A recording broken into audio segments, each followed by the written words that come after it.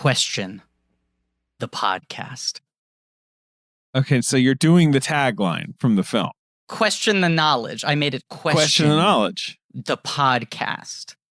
So the poster for this movie, I am just trying to imagine seeing it in a multiplex, like you know, like the standee for this movie in 1995. A brisk January. Right, a bunch of have you, Micah, you please talk, have you seen the poster? I assume you've seen the poster for Higher Learning, the like theatrical poster. Honestly, no. You're going to have to describe it to me. Yeah. All right, I'm going to describe it. I love describing posters. All right. Okay, great. This is Micah, get ready. Yes, isn't it so much more fun this way? Isn't it so much better that I don't know what it looks like? All right. Absolutely, and I would argue this is a poster designed to be described more than it is to be looked at. I don't think it works as well visually as it does orally. So we got a red background. So it's all in a red background. We got question the knowledge. That's the tagline. The film is called Higher Learning. Color of fire, blood, power. Exactly. Yeah, right. Right. Yeah. All right. So the title, the tagline, that's on the right side of the poster. On the left side, we got this kind of like series of abstract symbols that are stacked on top of each other, like a sort of a Jenga pile of symbols. Is that what? Yeah. Okay. So at the bottom, we've got the male symbol, a circle with an arrow coming out of it, and Lawrence Fishburne's face is inside that, which. Already, I'm having seen the film. I'm not sure where that's coming from, but okay. God damn! All right. Next up, we've got a. I'm sorry. I'm sorry, David. Just to stop you, you described that symbol weirdly. I think just the cleaner way to circle arrow coming out of it. Well, no, it's the Austin Powers necklace. I mean, let's just say, let's just save our listeners time and mental energy.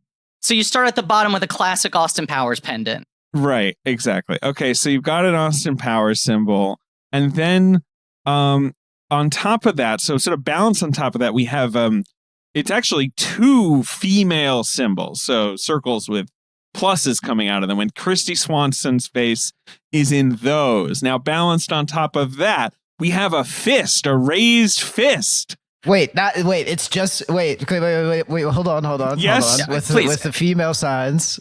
And Kristy Swanson's face is in both of them. It's not Kristy Swanson and Jennifer Connelly. It's just Kristy. So we're already just abandoning the internal logic of the grouping of the. Okay, all right, absolutely. I mean, I do want to bring us back a second. I still don't totally get why Lawrence Fishburne's in the male symbol. Like, I don't think that's really his vibe in this movie. But whatever. Sure. But yes, we are kind of abandoning the internal logic. Maybe they tried it with Connolly's face and it looked weird. Maybe that's why. I don't know what the situation is there. I mean, she does have like more like square features that, you know, maybe it doesn't fit in whatever. Anyway, continue. I don't know. I mean, look, I'm not going to question them, but let me just say, I just think it's always good business practice to put Jennifer Connelly's face on a poster. Right, just from a graphic design standpoint. I mean, points. Yeah, compelling elements. Yeah, exactly. So as I said, on top of the female symbols, we got a fist with Ice Cube's face in it. Next to that, we've got, I hate to say it, a swastika, and whose face is in the swastika? Of course, Michael Rappaport. On top of that, we got two things. We have a peace sign. Yes. You know, the little plane symbol with Omar Epps' face, and then sort of balanced on top of it, a gun, just a gun. And those are the symbols of Higher Learning. Gun, peace sign, swastika, fist, two female symbols, one Austin Powers pendant. I love dorm room philosophy. You know. That's the thing.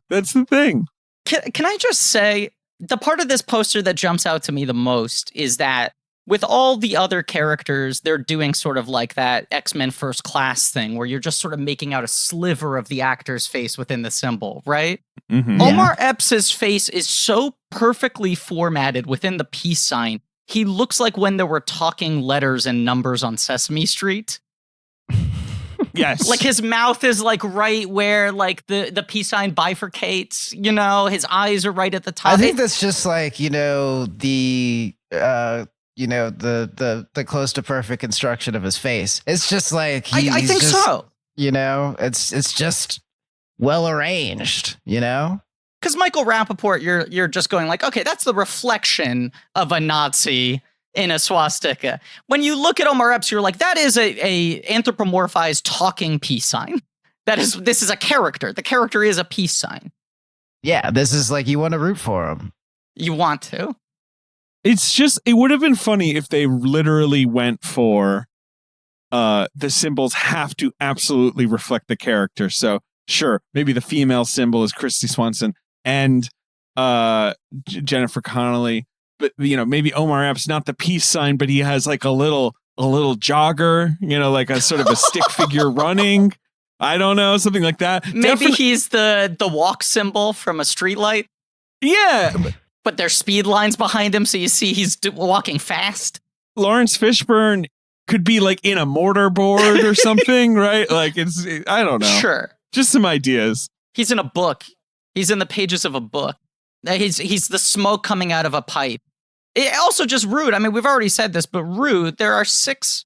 Am I correct about this? There are 6 actors with single card billing in this movie, and 5 of them made the poster. Connolly's the one who's left off. Yeah, that's true. Tyra Banks didn't get single card billing? Maybe she did. Maybe she did. I don't know. I don't think she does, though, because it's alphabetical and Connolly is first. I'm looking at, the credit block on the poster is Connolly, Cube, Epps, Rappaport, Swanson, Fishburne. And Fishburne.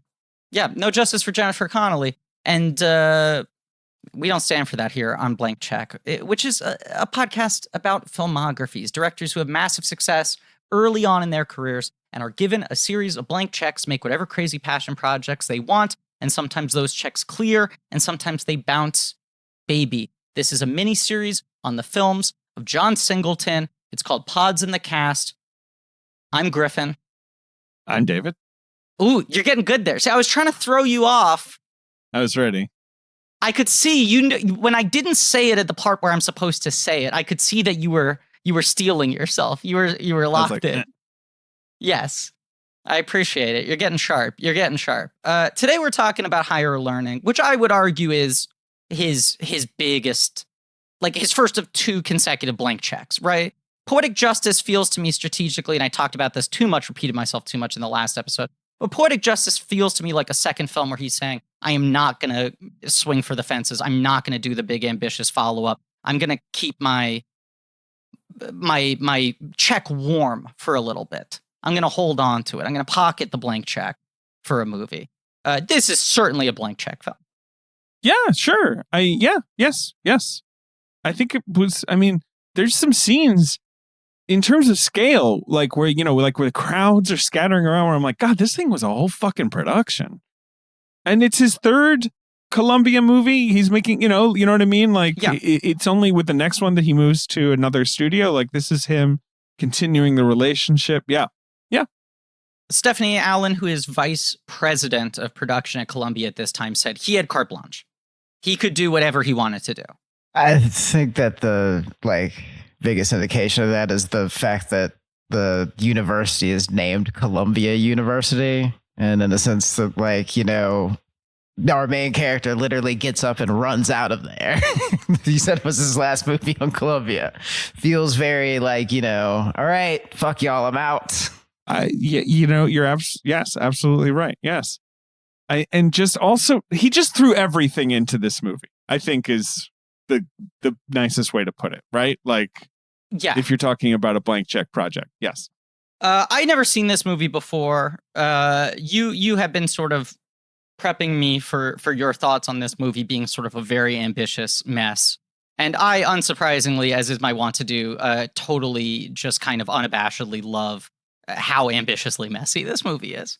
It is very messy, though. Yeah, but it is. But it's just any movie that's got this much it's trying to say with this sort of like narrative ambition, I'm kind of just in the bag for. I'm not surprised. I'm slightly surprised. I don't know. But I'm intrigued. Keep going. Introduce our guest as well, obviously. Do we introduce the podcast? We introduce the podcast. You introduce yourself. You're David. I forgot to ask how our guest wants to be introduced. Well,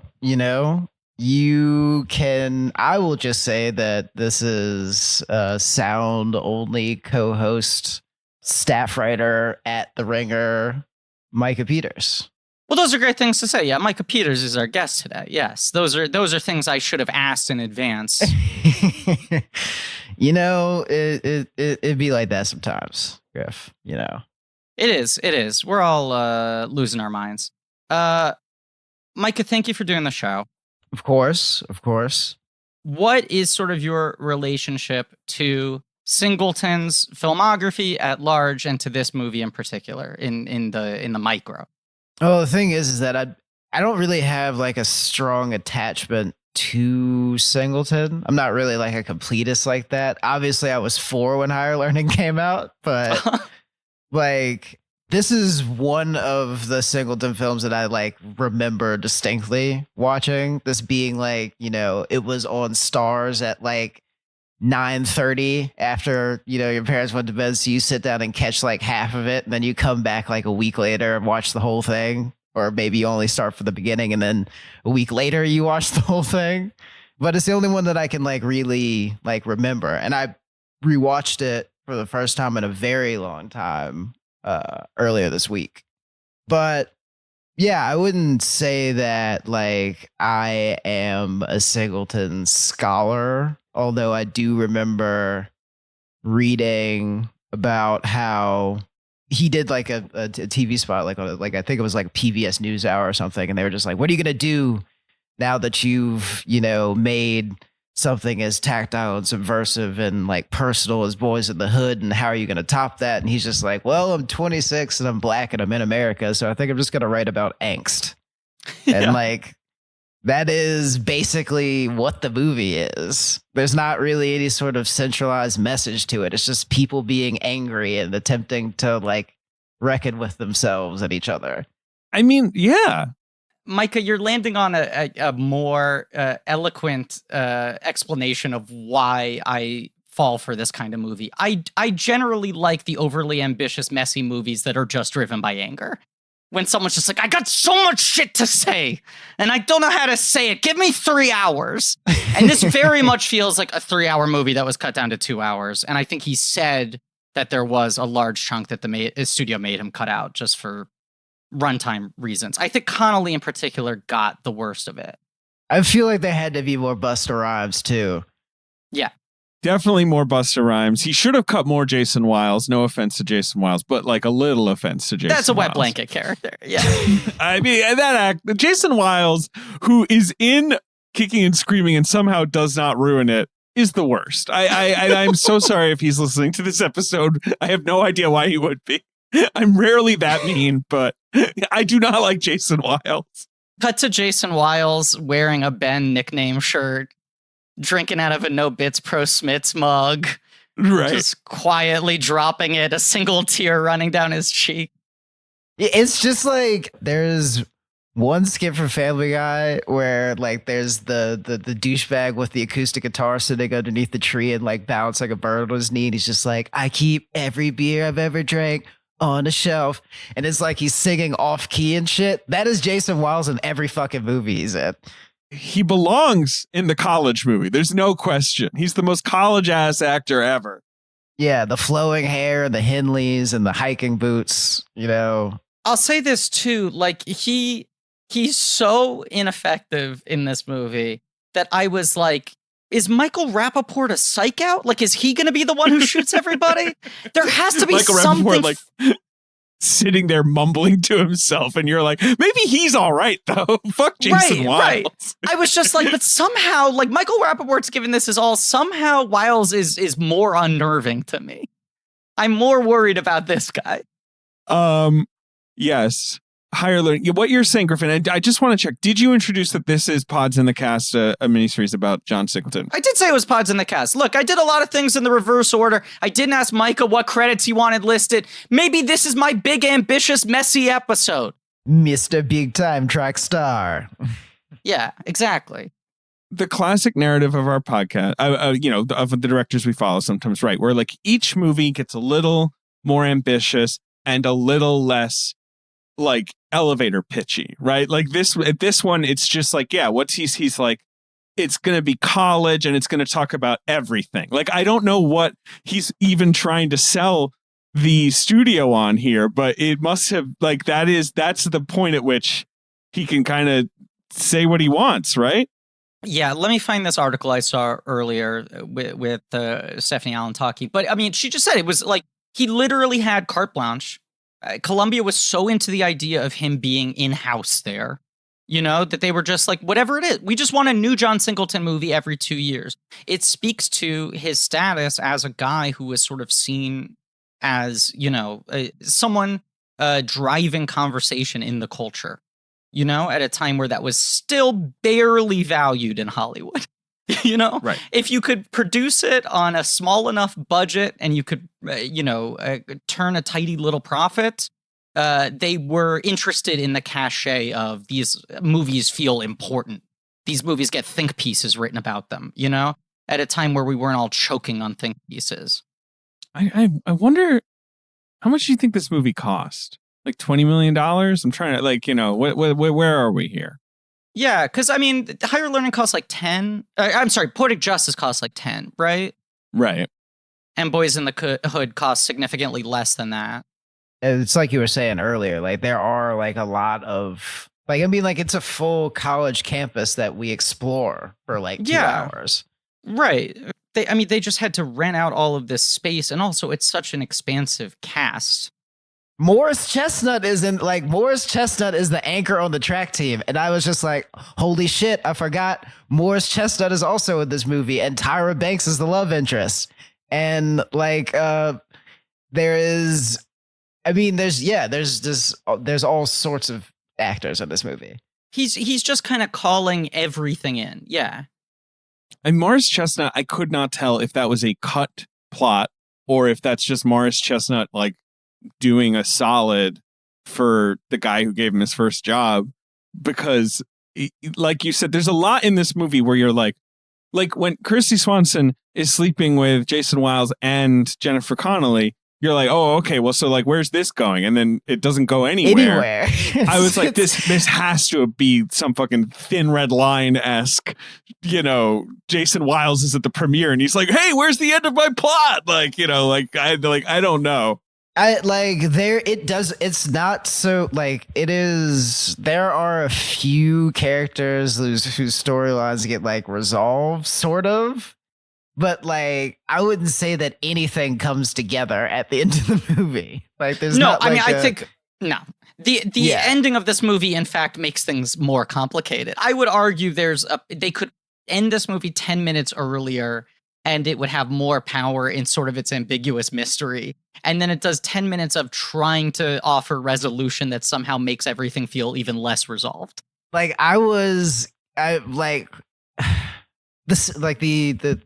So the strongest that like Malik ever is in the movie is like the last sequence where he's talking to Christy Swanson's character after like Deja is shot and killed for no reason, and her death is like Tyra Banks' death is ugly and long, and it's so unfair, and it's like tough to look at. And then it's like Platoon, it is like exactly. Platoon, yes. It is. Exactly she literally right. says why. She says like screams to the sky. It is, and like you know is gurgling. It's like it's gruesome. It's like, but then after all that. And the first person that like he like opens up to, you know, like trying to reintroduce himself back into like, you know, the school community, he's just kind of like, I lost my girl here. First thing she says is, I feel like it's all my fault. And he like that would have broken the Malik from 2 hours earlier in the movie. Yes. Because he goes, you know, you can't blame yourself. And it's like, I think it's a really great note that he's like shaking the entire time he's doing it. Yeah. But like, he doesn't press her any further about why we haven't talked before, any of that. I was going to say, right, she says like, you know, it's actually kind of funny. I don't think we've talked once this entire year. And he's just like, yeah, it's funny. And it's like, the sneer he like, but no, the thing is that like that is exactly how a person like that would, because it's just like I feel like that's how Singleton would respond. It's just like, yo, sure, probably he wants to say something about how, it either assume full responsibility for it or accept that it's just a thing that happens because there's nothing anyone can do with I feel like it's my fault in scare quotes. Right. And then but instead he like understands like that you could feel guilt, although it's not his to help process. Like, which is, it's so cheesy to say it, but like, the biggest signifier of like growth or mastery is kindness, especially like the kind that you isn't like really deserved. Because Lord knows that was an annoying thing to say. No, but it's true. Yeah, I do think. I mean, the Melly character is obviously the Singleton surrogate, and he said as much. And in trying to figure out where this movie came out of, beyond just I have a lot of things I want to say, the incident with the Rappaport character getting in his face about the Black Panther shirt, Singleton said happened to him at USC. And he kind of extrapolated a whole movie from that. It feels like he took that incident and unpacked it into his Nashville at a college campus. The thing is that like it wasn't like it didn't get all the way to like a physical altercation, but it got into a shouting match about a poster from like the '68 Olympics that I had in my dorm room. Like it's like you leave home and you go to this strange alien place where the only people that know the rules, like you can't trust the way that they explain them to you. And it's just kind of like a powder keg. Like, and it's things like that happen. And yeah, you can see where it would just like, where you can create where you can catastrophize from a situation like that. Because it really could go like any kind of way. Yeah, and he was also just such a prodigious guy. I mean, he was so, through talent and circumstance and luck, and also just sort of like persistence and focus, he got to make films so much younger than most people do, that he was pretty much getting to make films as he conceived of them. Whereas I think a lot of filmmakers, by the time they get to make their first film, they've had like 10 ideas lying around that they've been trying to push uphill. It's like Boys in the Hood was like his pitch for his application to film school, and then that essentially becomes his thesis film. And then Poetic Justice is this reworking of his follow-up idea. And then it's just like everything's sort of just like coming to him in real time. I mean, I found this other quote from him that is just kind of so telling, where he did an interview with an Australian network in 1995 promoting this movie. And he said, American college campuses are the only place you can see America in its purest form. I'm so glad you said Australia. Yeah. Because it is a great opportunity for me to take this running leap to the outermost bounds of the known universe. Because I recently watched Wake and Fright on the recommendation of like a close friend of mine, and y'all have seen that movie, yeah? Yes. Have you? Yeah.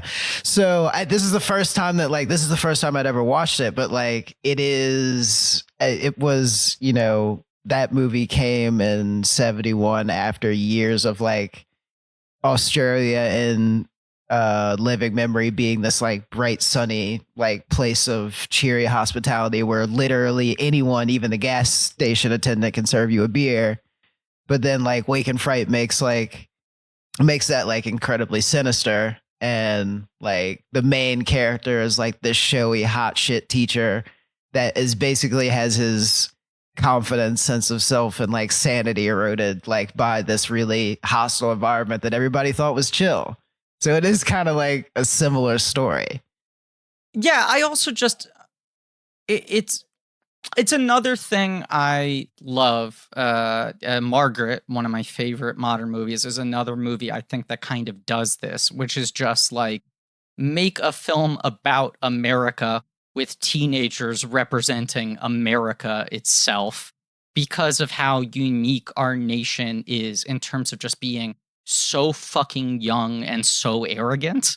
You know, there's this uniquely American thing to just like how little history we have, how often it has repeated itself, and how cataclysmic we view every event.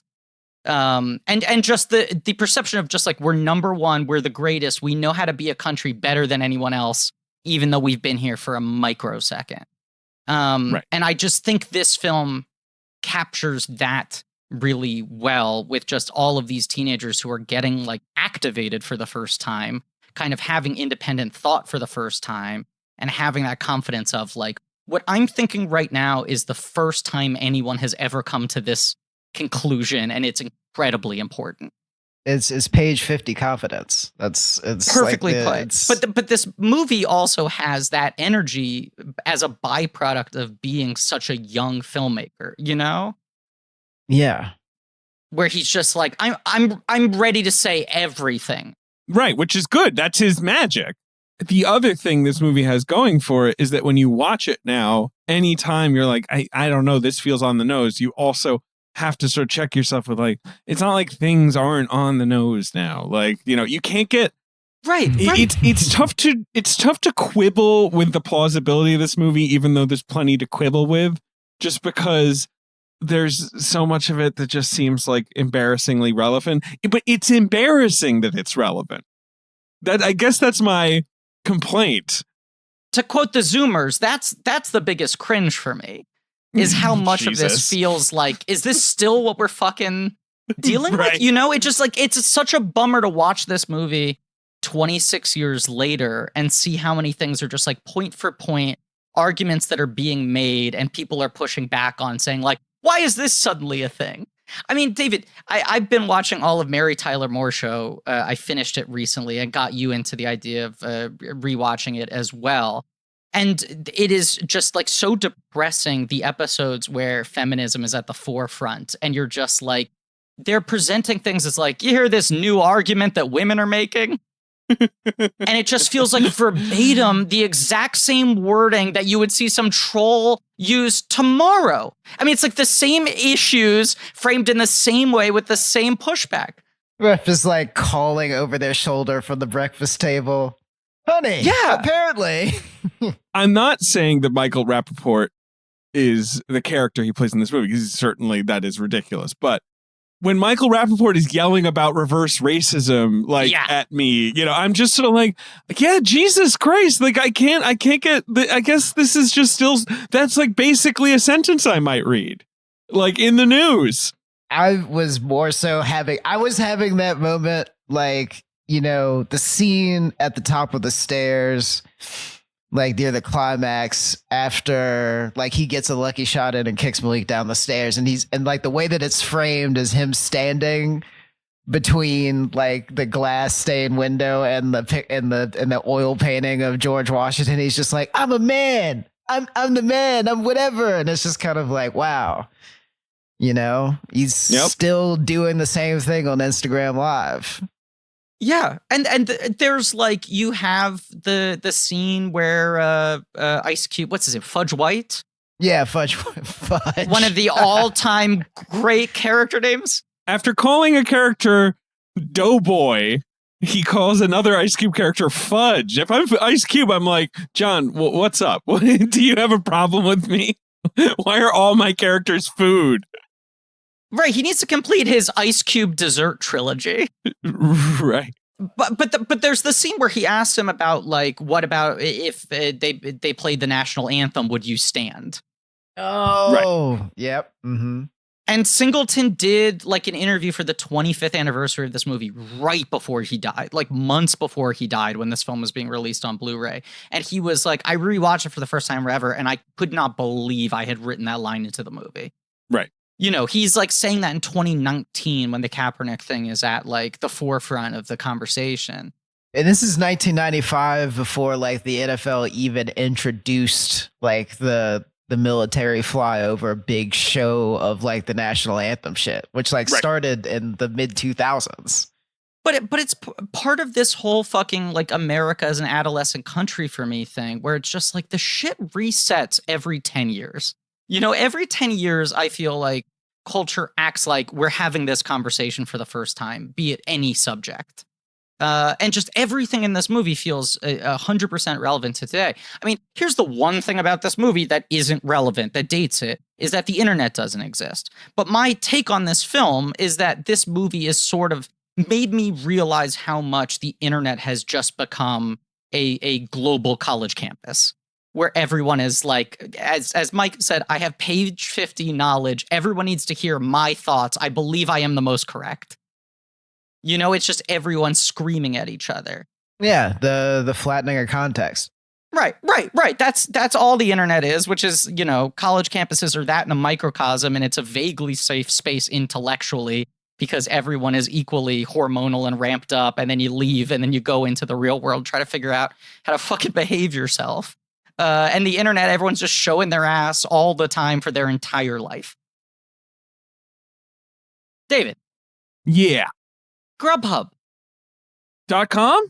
or the app. You don't have to go into a browser. I don't want to be that simple. I don't want to be that binary about this. You know? You're right. It's really more of an app experience these days. My point was it's fun to say. That's the conversational lane I was trying to take us down now. Grubhub. You just like to say it. It's like the Ewok song, Yub Nub. It's like Yub Nub. So you think when we defeat the Empire, we'll sing Grubhub? Yeah, Grubhub. Celebrate the love. Yeah, Grubhub, man. It's this app you can use to order food to your home. Look, I think people know about it, okay? Grubhub, it's one of the big boys out there. You might say, why are they sponsoring Blank Check? Well, because they want us to drive you towards a very specific feature of their service. The perks, David. Grubhub perks. The perks. Yeah. People know what Grubhub is, but maybe they don't know about the perks. Yeah, well, so they've got exclusive deals sometimes with some of your favorite restaurants. You know, like Grubhub, you load it up. It's got all your your pizzas, your sushis, your fried chicken, your Chinese food, all that.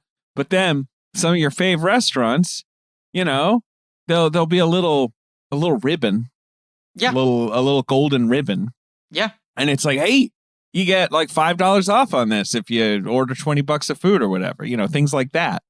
Right? Isn't there a little diamond? Isn't there a little diamond at the bottom of the app that shows you your perks? It tells you like some of the things that some of your favorite restaurants, both local independent restaurants and chains, and it'll be like, if you order from this place, you might get free fries this week. You know, they're having this kind of deal. It's this much off, this kind of thing. All these fun perks. I was really thinking, Griffin, recently, like, what if about doing an accounting of the last year plus of my life. I don't want to do this. Through the delivery apps, through Grubhub, basically. You know, like, see, like, okay, come on, let me just roll them. How many times did I go to this well? Did I go to, you know, this Indian place? Did I just Yes. It's been huge. It's been a cornerstone of our emotional life in the Sims household. I gotta tell you. Sure, but I, you know, the point here is, you know, sometimes I will get stuck with analysis paralysis. You go onto an app like Grubhub, there's so many options. What do I order from? What am I in the mood for? What do you want? I don't know. What do you want? You know, the old, right, you know. Well, and I live alone. But the point is, I'll click on that little diamond, thanks for rubbing it in, and see what the perks are. And sometimes that can steer my decision-making process. So not only you're getting some fun bonuses, but it helps you, like, incentivizes you towards one restaurant for the day. I don't know. That's what we're supposed to say, right? You take a break from cooking. You order some family-friendly meals. You know, you could get perks on pizza, tacos, sushi, and more. And also you could try something new. That's one of the fun things about the perks, is it might put a restaurant on your radar that you weren't even thinking about before. You didn't even know. You hadn't even tried. There's a lot of restaurants. Honestly, places have opened up in the last year. Places have closed. You know, like there's been movement. There's places. I've discovered all kinds of things. David, do you feel that? What? Do you feel that? It's got cold in here in the Zoom room. It's like the temperature dropped. Okay. Yeah, it's a little chilly. I think there are even some ghost kitchens on Grubhub. There are some ghost kitchens. Yeah. Yeah. And like you say, you open the app, you look at the perks, maybe you find something new. That's why Grubhub's fun. You grab what you love. Yeah. So that's all we're gonna say here. Grub what you love, grub nub, celebrate the love. And we don't have any offer. We don't have to tell you promo code, check. There's no thing here. Just go. Just order some stuff. David, I need to pull your attention back to this episode. Yeah. But all of our listeners should open up Grubhub right now. Grubhub. Celebrate the love. Higher learning. I mean, we can't go through the plot of this movie front to finish just because like it's all over the place, but I feel like you just kind of have to tackle the characters as to talk about it, right? Like, character by character. Yeah, I think we can go like plot line by plot line. I also I read as many articles as I could and as many things from around the 25th anniversary and also from when he passed, and I just found so little context about the development of this movie. It's because it's the least discussed of his movies, I would say. Yeah. But all the stuff I found was just castings that almost happened. Tupac was supposed to play Malik. He got arrested. DiCaprio was supposed to play Remy. Damn. And Michael Rappaport was going to play the Cole Hauser part, which would have been disastrous. DiCaprio was supposed to play Remy? He was entirely too pretty to be played. Yes, absolutely. Too confident. Couldn't do it. I agree with that, but at the same time, it is hilarious that it's like, we didn't get DiCaprio. I guess let's get Michael Rappaport. Because imagine now, if you're casting like Inception, and Nolan's like, okay, DiCaprio's busy. I guess call Michael Rappaport. Yes. I guess we'll just have to, cast this correctly. It's just wild. Yeah, DiCaprio only wasn't in it because Quick and the Dead ran over schedule, and they were both Sony movies. So it was, Rappaport had already been cast. They bump Rappaport up to the bigger part, and then put Cole Hauser in there. He wanted Sidney Poitier to play Professor Phipps. His backup choice was Samuel Jackson. The studio wanted Fishburne. Weirdly, he didn't want Fishburne. That's interesting because Fishburne, right, makes sense. I mean, I guess he's pretty young at this time to be playing. He's playing older, right? The thing is, what else was there around that? Because what else was he? Because him doing playing the older professor character was just kind of after being King of New York and but he's coming off his Oscar nomination though. Okay. He gets the Oscar nomination in between the two Singleton movies, but also it's like with Singleton and Fishburne working together, there's like an interstellar time disruption where Fishburne characters keep on getting older and older and everyone else ages appropriately. So it's like he's playing like 7 years older in Boys in the Hood. Now he's playing like 20 years older in this movie. Yeah, he's got like the light gray hair and the barely there patois and his horn rimmed glasses and the bow tie. Mr. Big Time Track Star. Huh? Yeah. Here's my thing. Speaking of time dilation, though, Omar Epps, and this is not a criticism of anything. Omar Epps in this movie is playing a college student. He's about the right age for it. I think he's about 21 years old. 5 years later, he's playing a high school student in Love and Basketball. I know he plays he ages into an adult in that movie. It's just funny that it's not that crazy in Love and Basketball. No, I buy it. I buy it in Love and Basketball. And it's 5 years after this. Here's the single weirdest casting. I mean, there were so many, I just think this was a very sought after project. Every young actor was trying to get cast in this, especially since there was the feeling of Singleton might be his big movie. Gwyneth Paltrow almost played the Christy Swanson part. Juliette Lewis almost played the Jennifer Connelly part. I think those were his first two choices.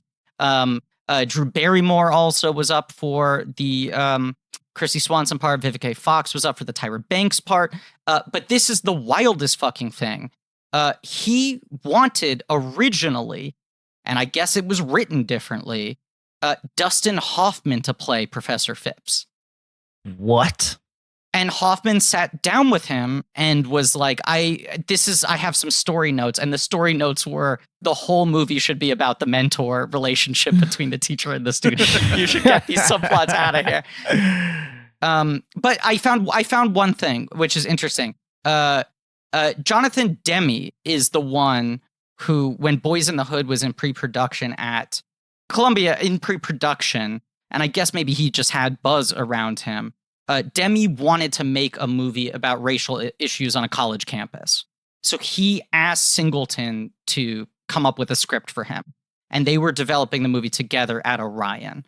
And then that fell apart when Orion fell apart.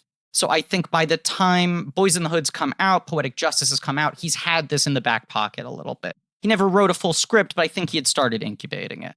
Right. Okay, that makes sense. But yes, let's go through character by character, thread by thread now. Okay, sure. So the movie's called Higher Learning because it's set at a learning institution, a higher learning institution. That's all I got. Should I do the thing? Should I from in the movie? Do it, please. What is high? What is higher? What is to learn? What is higher learning? It is Eurocentric indoctrination. It is learning in an environment that is mostly white. What is it? What is higher learning? Okay, I think I'm done. Thank you. Yeah, so it's set at a fictional college. You've got you've got Omar Epps as Malik Williams, who's a athletic scholarship. He's a track star. He's a runner. There's a whole thing early where is he on a partial or full scholarship? Like, okay, that whole plot early is kind of bizarre. Here's how I read that situation, and the thing is that it's just not a thing that can happen. Like it's just not a thing that it's not. Would happen to an incoming prospect like that. So Omar Epps is Mr. Hot Shit, freshman, track star, supposed to boost the team's 4x4 time. Anyway, he shows up with sunglasses on the first day of practice and not his track spikes, and he's not dressed for shit. And the coach gives him a talking to, sends him back to his dorm. And then all of a sudden he's on a partial scholarship. And it's just kind of I just don't see that being nobody would be able to fuck with your money like that. That's what I couldn't track. No pun intended, is was he on a partial scholarship to begin with and he's trying to work his way up, or was he on a full scholarship and then the coach knocked him down to partial because he showed up lazy the first day? I mean, either way, it's it doesn't come back, and also he doesn't get a job. So I guess I assume that he got back onto a full scholarship after he, came back to practice and got his act right. But he's a very curious, strong-minded young dude who I think he resents the fact that he's there on any sort of athletic scholarship, that's the perception that people have of him, and he wants to sort of grow intellectually. That's his main thrust, right? He's looking to get activated here, and he does not want to be pigeonholed as an athlete, to have that be his only worth in the eyes of the university. Right. Well, yeah, it's he kind of he's the character that finds himself through vehement, vociferous rejection of the labels that people foist onto him, I guess. It's he said, he has a lot of lines I ain't no dumb athlete, why are you busting my balls about, obviously I wrote this paper, I worked really hard on it, why can't you accept that? Right. He basically immediately runs into Professor Phipps, the Lawrence Fishburne character, who first chews him out publicly for not paying his college bill, which you would just get fired for. Yeah, I mean that's just not happening. Right. Let me read off the list, right, of every student who has any sort of unpaid balance on their tuition, out them in front of all their classmates and tell them no free rides here. Yeah, this is your first lesson in politics. it's just wild behavior. It's not really right. It's wild behavior. I mean, I get, Phipps is supposed to be this sort of like inherently conservative kind of edgy person. Like that's like, but there's this edge to his arc with Malik that is, I'm going to invoke ER 2 episodes in a row. Omar Epps has a huge run on ER right after this movie, playing a doctor who Dr. Benton, Eric LaSalle's character, is really hard on. And the sort of unspoken thing is that Benton is like being hard on him because he's black. And Benton has that kind of chip on his shoulder of like, you need to, prove yourself and you gotta be better than everyone else and all that. And I feel like that's sort of what's going on here too. The Malik Phipps relationship, I feel like, much like a lot of things in this movie, is interesting, gets kind of dropped, and then when it's picked up at the end, I did feel like I was missing a reel slightly. Because he's like, oh, now I really believe in you. And I'm like, what? It took Tyra Banks getting shot for you to believe in him? It took some fridging for that to happen. Like, it's just... Fishburne's performance is also kind of odd. I couldn't totally figure it out. I don't know how much of it is just that Fishburne is one of those people who has such an iconic voice that to hear him affect any kind of accent sets off some bullshit alarms. It's hard to accept him sounding different, Yeah. Sure. But I mean, yes, the relationship is like, honestly, the relationship is plainly paternal. It's not like, he doesn't take the role of like an educator. He's not a friend. He's not a confidant. He's not any of those things. And the thing is that you get the sense that like Malik's character needs just to be told that he's not crazy, and nobody can do that for him. And the one person that can dies at the end of the movie. Like, which is like why it's like, it's just like, and the other person, the next closest person tells him like, I don't know why you're looking at me. You got to figure out what to do with your life. The scene that feels like it should be the linchpin to me weirdly is, and Singleton uses this trick a couple times where the camera moves back and forth in coverage between two characters, and then the second person in the conversation changes, right? I mean, obviously there's the whole Connolly, Swanson, Styles love scene that's like the three of them switching places. But there's that scene where it starts out with Omar Epps and Phipps talking and then turns into Swanson and Phipps. And it feels like that's the scene that should be getting at something in what is the subtle difference in how he relates to her. Yes. Because he's very much trying to argue to Malik, like, I don't view you as special. I am not holding you to a different standard. I am not trying to teach you a lesson because you're black. I am not trying to be a mentor figure for you. I am unwavering. This is my philosophy. This is how I teach.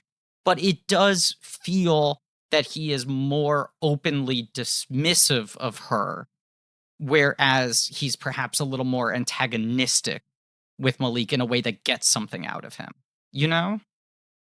Yeah, that scene with Christy Swanson is interesting because he seems to be saying that she just wrote him a Wikipedia article, I will say. Right. He's like, your piece needs an argument. She's like, well, what about objectivity? And I'm like, did she literally just like write down the facts of some sort of moment in political history? So his critique of her is pretty fair, if that is what happened, yes. I will say. Yeah. Right. Yeah. Yeah. I mean, like it is like his relationship with Malik is more antagonistic, and those are just like, you meet people like along your journey to along your along the sort of journey, like in college, you meet these types of characters that just like they want you to know that they understand what you're going through, but that they also don't care because no one else does. Right. It's just like, you don't have, like, you would say that those people are like important figures in your life, maybe, but you wouldn't say that they're special to you.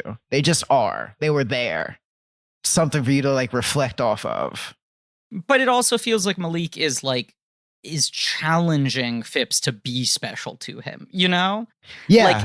Like whether it's as an antagonist or a mentor, he wants it to mean something. And Phipps is kind of like, I'm just some fucking teacher. You're one student in my class. I don't give a shit. You know, I have no personal connection to you. Yeah. Because I mean, like, really, and the thing is that, like, that is life. But also, like, not at all what Malik needs. Like, he doesn't just need to hear run faster.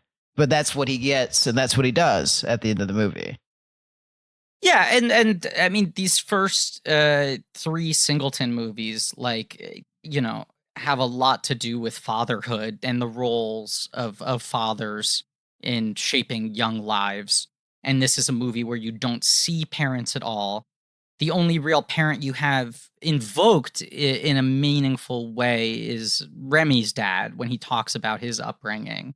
But I feel like that's the thing he's getting at here is Malik struggling to form some kind of, paternal relationship with Phipps. In one way or another, he wants him to function that way, either as a character who challenges him to, feel like he needs to overcome the low expectations, or someone who guides him, but he wants him to have some meaning in his life. Yeah, well, I would kind of like challenge that there's no parents in the movie. Because like it's like you said, like Malik is looking for a father in Phipps. He also kind of looks for a father in Fudge. Like Christy looks for like to be reparented by Jennifer Connelly's character the same way that Remy ends up with Nazi. It's just like looking for some, like, this is, you just get out into, like, you get after like the no parent sugar high wears off. It's just like, oh, I actually need somebody to help me figure out what I'm supposed to do tomorrow. That's a good point. This one is more about surrogate parental figures, you know? Yeah. Whereas like Boys in the Hood is so much about how much his life is defined by the fact that his father is there and guiding him and placing these ideas in his head in this sort of way. And Poetic Justice is so much about Lucky coming around to taking on his responsibility as a father. And then this movie is people just searching for someone to fill that role for them in some kind of way. Yeah. Right. The arc of Malik as an athlete is kind of strange too. I think the arc of his discomfort with his role in the university is well done. The thing that's a little confusing to me is how good is he at running or not? Because they start off the movie by being like, you think you're hot shit, but you can't come in like this all cocky. You're going to need to actually work. And he's like, I'll work so fucking hard. And then he tries his hardest and he comes up short. And everyone's like, you're the weakling. I think it's this, but that's like, I also think that that's honest about, like, if you play a sport in college, it's like, you're the best from your hometown. Sure. But like, like he says the first day of practice, like there's 5 other people that like on their day can whoop your ass out here by like a few strides. Like, so you're going to have to be on it like every day. And then you are, and then, the same shit that happens with sports that always happens. It's like, the scales are tipped into or out of your favor by a capricious trickster god. Like, yeah, I mean, that's probably my complete naivete when it comes to sports showing. But that all makes sense to me. But yeah, but it's also like, it's very difficult to understand exactly what kind of role like sports plays in like Malik's like overall campus life. Like the way that he apportions his time doesn't make sense, but really, I don't know. I think that it does well to tell you like how it's good at it's a good vehicle to explain like how he deals with disappointment like early on. Right. Yeah, it just at a certain point it feels like it shifts all its focus away from the athletics themselves, and just that plot line becomes represented through the Deja relationship. Yeah, it's just kind of like it really does. That is how it works in the movie. Is that like he just kind of goes from being on the track team to I have Deja practice every day. Right. It's Deja practice, and it's like intellectual sparring about their roles. Yeah, I mean, like it's kind of like she is the first. Well, okay, so up to that point, he's like suffering all these microaggressions and taking everything super personally and getting all worked up. And then she's like the first person in the movie not to say that, like, you know, these microaggressions are never going to stop and you might as well just get used to it. And, you know, nobody cares like Phipps does. And then, you know, not getting like jabbed by everybody else in the movie. Like, she's just like, you know, it's not that deep and you need to get over yourself. Which is like, you know, somebody has to say it in the movie.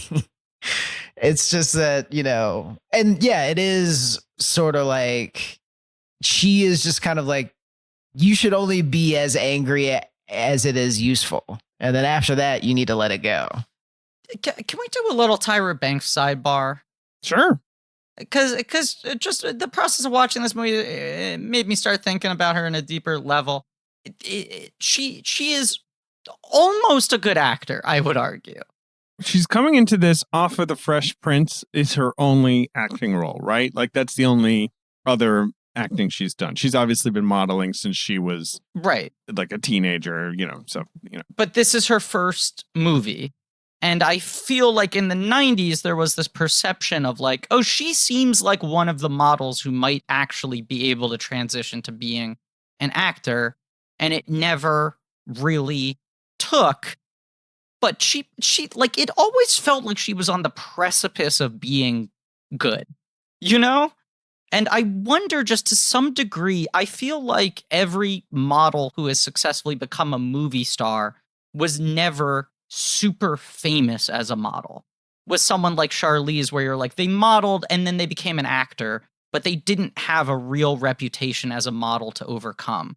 Whereas Tyra Banks might have just been too fucking famous to ever be able to accept her playing a normal person in a movie, especially when she wasn't like transcendently talented. Yeah, I don't know. Do you have Tyra takes, Micah? I mean, I like her, but she became this like weird mogul. Yeah, my Tyra takes all have to do with America's Next Top Model. Like, this is my thing, because then, right, by the 2000s, it's like America's Next Top Model and the talk show, but it feels like that was her shifting because the acting didn't stick. This does like feel like out of phase with like my cultural cachet for like Tyra Banks. Like, it's this definitely like more of like a serious vibey role than like anything else I've ever seen. But I'm also like not well versed in all Tyra movie stuff, you know? Like, it's just, but I mean, then again, I also can't think of a counterpoint to a really famous model that then had a really successful acting career. It was just, that was the thought spiral I started going into. Is just like, I feel like everyone who successfully transitioned from being a model to being an actress, as much as that's thought of as a pipeline, is someone where a decade into their career, people have to be reminded that they modeled, as opposed to someone like Kate Upton, where you're just like, well, that's Kate Upton in a movie. Yeah, I mean, she is on the cover of the Sports Illustrated swimsuit issue next year after this movie. She's the first Black model to do that. I feel like that's the point at which she is a sort of inescapable superstar in that world. Right. And it's kind of like, okay, well, you're on that track. And when, you know, she does a couple movies, she pops up in Love and Basketball. Obviously, she's in Coyote Ugly. Right. But like, I do feel like when she's in America's Next Top Model, it's, you know, when they're crafting that around her, it's like, yeah, well, because you are one of the iconic models of the 90s. So you make so much sense for this. And because you've been on camera and done movies, yeah, you know how to have a personality on screen. Like, you know, you'll be perfect for this, which she is. She's completely she's terrible for the talk show was the disaster. where she has this sort of thinking like, right, I can be the next great media personality. And it's like, no, Tyra, you're not that like magnetic. That's too far. But, you know. But there was something both on America's Next Top Model and on the talk show that was chaotic about her. She's very chaotic. She's only gotten more chaotic. Yes. I would say. I just think it's interesting where it's like, it's Higher Learning, Love Stinks, which sucks and is 4 years later. The then French she does Stewart Love movie. and Basketball. Yeah, horrible movie with another Bridget Wilson Sampras movie. Then 2000 is Love and Basketball, Life Size, Coyote Ugly. You know, where it's like Life Size and Coyote Ugly are obviously the two that people actually remember her being in. Love and Basketball is a tiny role, but in a great movie. Then 2002 is Halloween Resurrection. And then the next year is America's Next Top Model.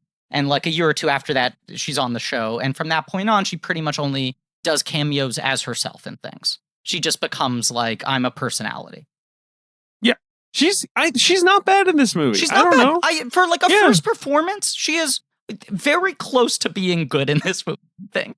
She's functional. It's in some ways, it's kind of a thankless role because she has to shoulder a lot, but is not really given any agency. It feels like she should be the fourth major character in the sort of foursquare of Remy, Swanson, Malik, and maybe her. But yeah, but she's just kind of like an in-person critic. Like she's an in-person critic. She's the voice of reason. Like, and that's all she gets. She's the voice of reason until she has to die. And then when she dies, she is the innocence lost. Like, and that's kind of like, all right. David? Yeah. Some people like to Mac the Knife. Sure. They like to Mac the Knife? I think so, right? They like to Mac the Knife. Bobby Darin notably liked to Mac the Knife. I mean, what better way could you describe the act of singing Mac the Knife than to say he liked to Mac the Knife? That guy just loves to Mac the Knife. He loves to Mac the Knife. I'm not that much of a knife macker myself. You're not in the shower sometimes going like, oh, that do. I can't remember the lyrics to Mac the Knife No. David, I'm in the bath singing Splish Splash. If I'm paying that's a tribute to Bobby song, Darin, all right. I know, that's what I'm saying. That's my choice of Bobby Darin tribute in the bathroom. Isn't it wild that song sold 1 million records? Splish Splash. I agree, David. It is wild that it only sold 1 million records. Splish Splash might have been the first pop song I was ever aware of. I just want to say that. Yeah, that's why. That's what I'm saying. I'm surprised it hasn't sold 60 million records. It's evergreen. It's every 2-year-old's first favorite song. Yes, absolutely. Yes. David, why are we talking this much about Bobby Darin? Well, because we're here to talk to you about Mac Weldon. And that was the thing I was trying to say, that I don't like to Mac the Knife, I like to Mac the Weldon. That was the thing I was trying to tee up, and we went too far astray. We went too far astray, but, I did look up the sales figures for Splish Splash. I was taking a bath. And now we're here to talk about Mac Weldon, the one-stop shop for men's basics. I mean... Yeah, well, let me tell you about some sales figures with Mac Weldon, okay? Yeah, How about this for a sales figure? They have a totally free loyalty program. I know that's not quite a sales figure, but I'm talking about a sort of opportunity for sales for our listener. You're talking Weldon Blue, which is basically like if you spend a little bit of money, level 1 gets you free shipping for life. It's pretty much like one order. Like you place like one order, you get free shipping for life. And then level 2, once you hit $200, gives you 20% off every order for the next year. Which is great. And, I can't imagine you not knowing what Mac Weldon does.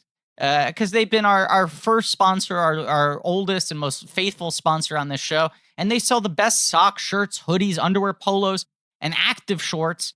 That's just the stuff they list here, but there's a lot more than that. Loungewear, they have my favorite sweatpants. And they have wide range of customized fabrics that keep up with you no matter what your day looks like. Talk about 18-hour, silver, AirKnit X, dry knit, warm knit. These are all different technologies that pretty much reduce stinkiness. Yeah, they've got all the Vesper Polo is something I have a lot of those. Those are good sort of like summer office wear. That's good for for going into town when it's sweaty, and you're not going to look sweaty, but you're gonna at least have a collar. You're gonna look a little more formal. Big fan of the Vesper polo. Well, maybe you don't want to be formal, but you're still looking for some good clothing for those spring and summer months. Try a dry knit t-shirt. Exactly. They want you to be comfortable. So remember, if you don't like your first pair of underwear, you can keep them, and they'll refund you the money, no questions asked. But that's not going to happen because you're going to like it. It's not going to happen. It's not going to happen. You're going to be like me. You're going to scoop through that website every few months and be like, you know what? I need a few more of these. Time for some more. I need some shirts. Yeah, exactly. Time for some more. And look, here's all the incentive. As if you need any more incentive, here's a little extra. You go to macweldon.com/check. You enter promo code check. You're going to get 20% off your first order. It's pretty good. It's macweldon.com/check, promo code check for 20% off. It's Mac Weldon. They're reinventing men's basics. I don't know, man. What's the complaint here? None. I got none. All right. So, yeah, okay. All right. So moving on. Let's talk about Christy Swanson, another 90s icon who does not translate past the 90s. But Christy Swanson is Kristen, she's kind of just like a naive kind of doe, what do you call it? Like sort of. She's a doe Rachel in the woods, babe in the. She's a Rachel. She's a Rachel. Yeah. She's from Orange County, and she's, affable and like is gaping at all the horseless carriages. She's and just kind of overly naive. Yes. She's a pretty big name at this point, right? Would you say? I mean, she's been in a lot of stuff. She's one of, right. I mean, she's like, Buffy is 3 years before this.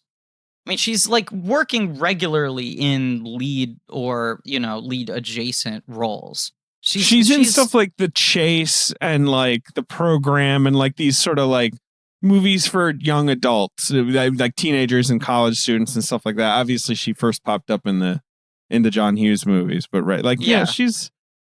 This is like the end of her peak. Like after this, it's the Phantom and 8 heads in a duffel bag, and then she's kind of a joke. Yeah, when she's in Big Daddy, it's weird. I was gonna say then it becomes like, oh, she's like a weird punchline stunt casting. And also at that point, by the point she's in Big Daddy, Buffy is now a hit on television, and it feels like she's a weird trivia fact. Yeah, I mean, what's she doing now? Oh, she's a Republican.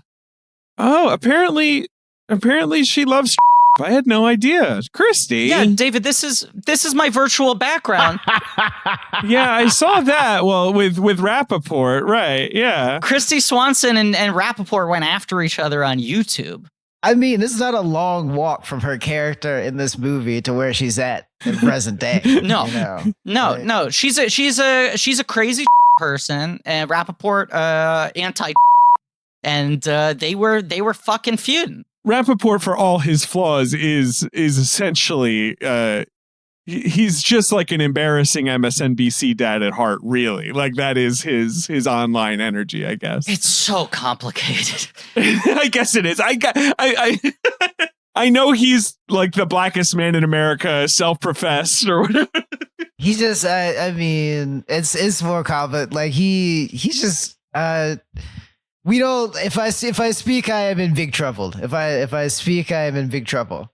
The Rappaport knot is just like so hard to pull at these days. He just should have less to say about black people, is all. He should have less to say about everything. I do think he never got over the idea that in the early 90s, a couple black people told him he was cool. Like that feels like it doomed Michael Rappaport, And now we gotta fucking hear about it for the rest of time. It's just like it's just in this movie, it was just like because he was in a John Singleton movie, and then he did the Tribe Called Quest doc, and now we gotta hear about what he has to fucking say about hip hop every 2 weeks, and it's just like if I had a time machine after I killed baby Hitler, I would punt. I would literally punt the first cut.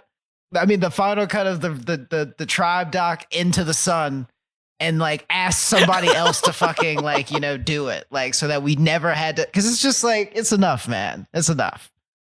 It's the Neil Brennan thing where it's like, have you guys not heard? I've been given the pass, It just feels like he's constantly trying to restate his bona fides that he's allowed to enter conversations like he's a leader of Black thought. He's just such a first time, long time ass motherfucker. Like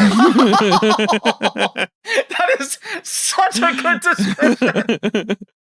Yes, but he is so fucking well cast here and so effective in this movie. Like, I was going into this sort of guarded and cringing of like, I don't want to fucking watch the Michael Rappaport gets radicalized by neo-Nazis and becomes a school shooter arc. But I think he plays this character better than most people do. And this obviously becomes more of an archetype right after this. I mean, you go like, this is 4 years before Columbine. At this point, the main thing that the shooting is riffing on in this movie is like the Texas shooting in the 70s. He is like, he's really good in this movie because he's able to go from seeming incredibly small to something like incredibly like gangly and unpredictable and maybe even a little scary. Like I'm thinking about like the earlier scenes where he's just kind of like, swaying around, milling about on the walls, like trying to talk to like one person, literally anybody at the party about nothing at all. Yeah. Just to feel like, hey, like I'm in this room with the rest of these people too. To like how disgusted you are by him reading like the foreword of Mein Kampf or whatever the fuck it is he's reading in his room. To the disgust you feel when he gets up in Malik's face, and then the satisfaction you feel when he backs down, but then like the weird, like sort of, like pity / maybe even like the fright that you feel when he's like destroying the entire dorm room, because it's just like there's a gun in there somewhere. The performance is like really volatile, and that's like why it's so good, I guess. I also just feel like after this, as loner who may or may not become a school shooter becomes a bigger archetype in films in America. And a bit of a cliche, like almost like a weird sort of comedy cliche in a kind of a sad way. Right. I feel like there's a tendency for actors to play them like they're the Joker. It's just like way too mannered. They're putting way too much in the bag. And I think the thing that they don't get, that Rappaport weirdly gets totally right, is what you said, Micah, how small he is. That this guy's issue. Yeah, it's an implosion when he becomes a shooter. Yeah. Right. This guy's issue is that he's invisible. He so badly wants to get any reaction out of anybody, to be able to actually engage with people. Yeah, like when he's the things that like, cause he comes to this big college campus from wherever the fuck it was in the woods where his dad taught him how to shoot. And what are the things that you would say defines him as a person, or like his hobbies or his interests are doomsday prepping and Megadeth. And like the Venn diagram for those two things at a normal college campus, you're not going to catch like a whole lot of people, and it's just like, not that there aren't people that like Megadeth and like probably carry around hunting knives on campus, but like it's gonna take you a while to find those people. And he just has no social intelligence whatsoever. Right. I mean, there's that early scene where he goes to the party, and it's that really embarrassing thing that we've all witnessed before, where like someone just earnestly walks up and goes like, "Hey, how's it going?" And people just respond and go like, social awareness on E, bro. It is like, right. What? Hey, how's it going? Like his energy is just so off-putting that his like, basic pleasantries are like, what the fuck did you say to me? Exactly. He just, he can't find a way to get his foot in the door even to make small talk. Yeah. I want to know if you guys had this experience with him. Michael Rappaport, maybe I'm just so used to him now And also it's the fact that he has the straight hair in this movie. And I think of him obviously with like the curly hair, but he's just like, he's jowly and he's bigger. And I just, that's just age. But like, he's so kind of angular and his nose is very pronounced that when I was watching this movie, I was like, who's this guy who looks like Michael Rappaport is a thought I had for a second. Yeah.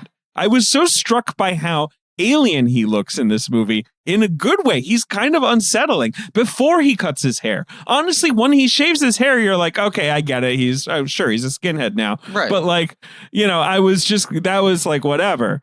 But it's just he's very striking in this movie. And he also is a guy who very often plays very slight variations on himself, right? Yeah, usually he's right. Some aggro New York guy. Right. People are hiring him to do the Michael Rappaport thing. Except for when he was an alligator poacher from Florida in Justified. He was good in that. Yeah, he was good at that. It was that shit was fun. Yeah. The best show, the most unheralded show of the golden age of television is Justified. One of the great shows of all time. Not nearly discussed enough. Mostly remembered, I feel like, for just like Timothy Olyphant is hot, Margot Martindale wins an Emmy. You know what I mean? Like, people don't talk about Justified. Justified rules. Yeah, but nobody fucking talks about Deputy Tim Gutterson, his fucking arc is incredible. Like the fact that he may or may not be, working out some repressed homosexuality, and he drinks about it all the time, and like that show's good. I love that show. I just think Rappaport is giving a pretty canny performance where he avoids all the pitfalls that actors usually fall into with these parts. Chief among them, I think, is just overloading the shit with mannerisms, and tics and business and whatever. And it's like, no, he understands that this guy needs to be like paper. He doesn't try to do too much with it, which it's crazy to say that Michael Rappaport is doing did well because restraint. Like, that's crazy. It's showing supreme judgment in a very volatile political movie. It's like, you can't believe you're giving him that compliment. But yeah, he does it really, really fucking well. And I also think the performance is devoid of any kind of self-pitying. But in the process, it makes the character more tragic. Not in a way where you feel bad for him necessarily, but where you're just like, this is such a predictable cycle. Right. I mean, the moment when Cole Hauser comes up behind him, that scene is so well directed where they hold off. It's also just the exact cycle we see play out before us now with how these groups recruit people. I mean, it's just like that Cole Hauser scene is so well done of just, here's this guy sitting outdoors reading a book on steps at night. And they just like, bingo, here we go. This guy's so ready to be turned into a Nazi. This guy is just filled with rage and sadness. What are you reading? The Odyssey? A lot of battles in that book, right? And it's just like, oh my God. Right, and they stay on the back of Cole Hauser's head for so long. It makes him feel like such an ominous, malicious presence where you just know something's fundamentally wrong here. And also, who is this guy? Why is he so interested? There could be no good coming of this, And now this shit just happens in chat rooms instead of on campuses. Yes. Yeah. Right. You look for the shit posters. Yeah. This is the shit with this movie, though. Like, where, like, when Cole Hauser shows up out of the shadows and he's like, hello, I'm like, oh, well, come on, man. But then I'm also like, yeah, well, I also know that's sort of like a thing that goes on. I can't look at any fucking message board. Right. That's all they are now.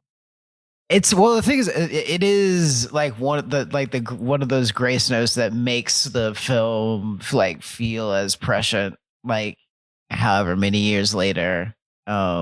Like those notes, like it does, like the fact that it's just Cole Hauser and then the group of people like just kind of like apparate out of the dark. And Yes. they're like, yeah, like let's go get a drink together. And that that's something's off there. There's also one of the scenes I keep thinking about is like when, and maybe I'm getting a little ahead of our thing here, but like when Kristen's like, when she's stepping up to the podium to like, give a speech about surviving her assault, like the way that it's shot is like the podium looks like a cliff, and on the other side of it, like, because it's all these people, like these women holding these picket signs and screaming like, dead men don't rape, this, then the other thing. And it's just kind of like, okay, nobody here is actually there specifically for Kristen except for Jennifer Connelly's character.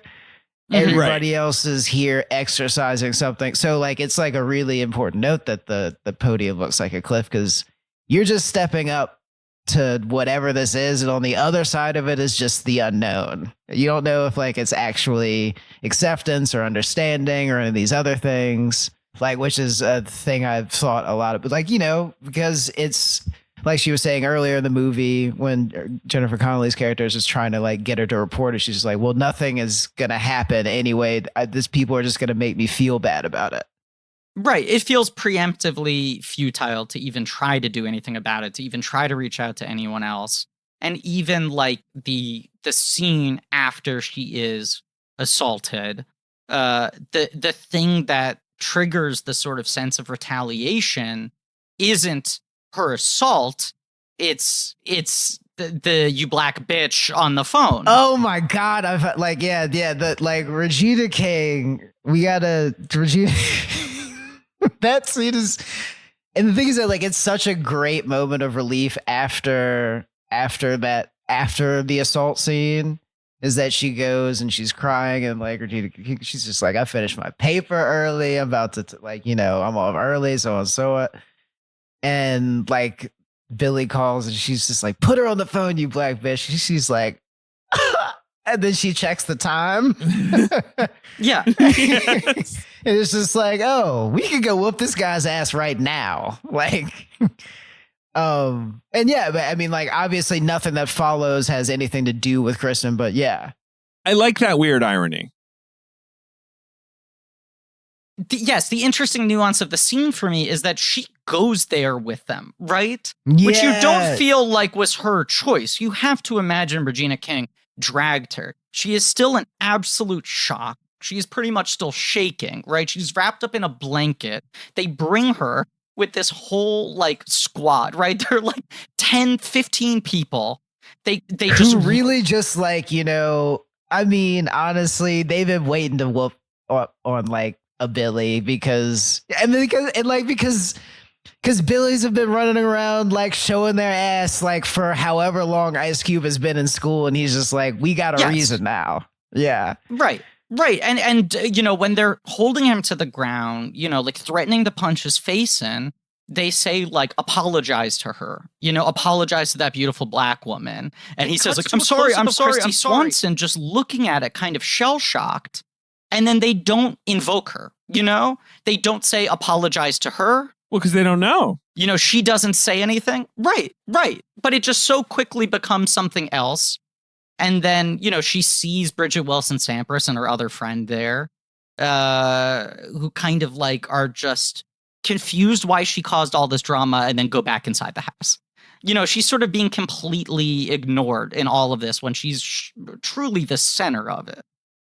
Just to invoke Leonardo DiCaprio one more time, J.R. Ferguson, who plays Billy, best known as Stan from Mad Men these days, I would say. But David, I don't think that's really his best known credit. We know what his real best known credit is.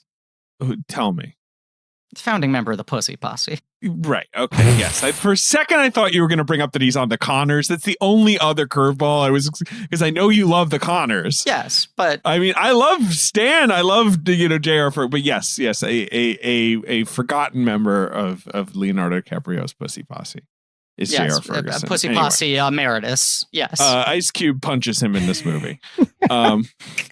I just can't believe that's a thing that we have to seriously refer to. It's a thing. It's a part of Hollywood history that we have to just be like, the pussy posse. Uh-huh. Maybe the fourth time we've had no choice but to bring it up on this podcast.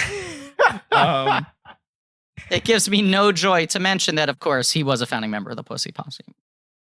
I gotta say, Ice Cube rules in this movie. It's partly that he's playing a character who just kind of swings in and out and isn't as affected by the sort of like melodramatic plotting of the movie. Like, he's kind of the Wooderson, right? I mean, he gets to just be the guy who's just like on his own fucking wavelength, running his own thing. Yeah. And he's funny and he's smart and he's kind of, intimidating and he's interesting, and like I feel like he's just like I get what I need to do in this movie very much. This is the year he's in Friday as well, and it's just like Ice Cube is a movie star. I know this is not news.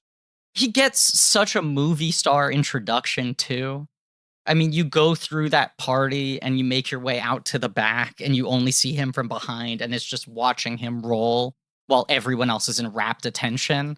And you keep on cutting to just reaction shots over his voice, different angles of the back of the head. Afro pick. And it's just like, yo, man, I got class in the morning. He was just like, it's over when it's over. That's his first line. Right. It's over when it's over. Yes, that's the first moment he turns around, you see his face. But they tease it out for so long because Singleton's like, this is Ice Cube. And you know that Ice Cube is a movie star now.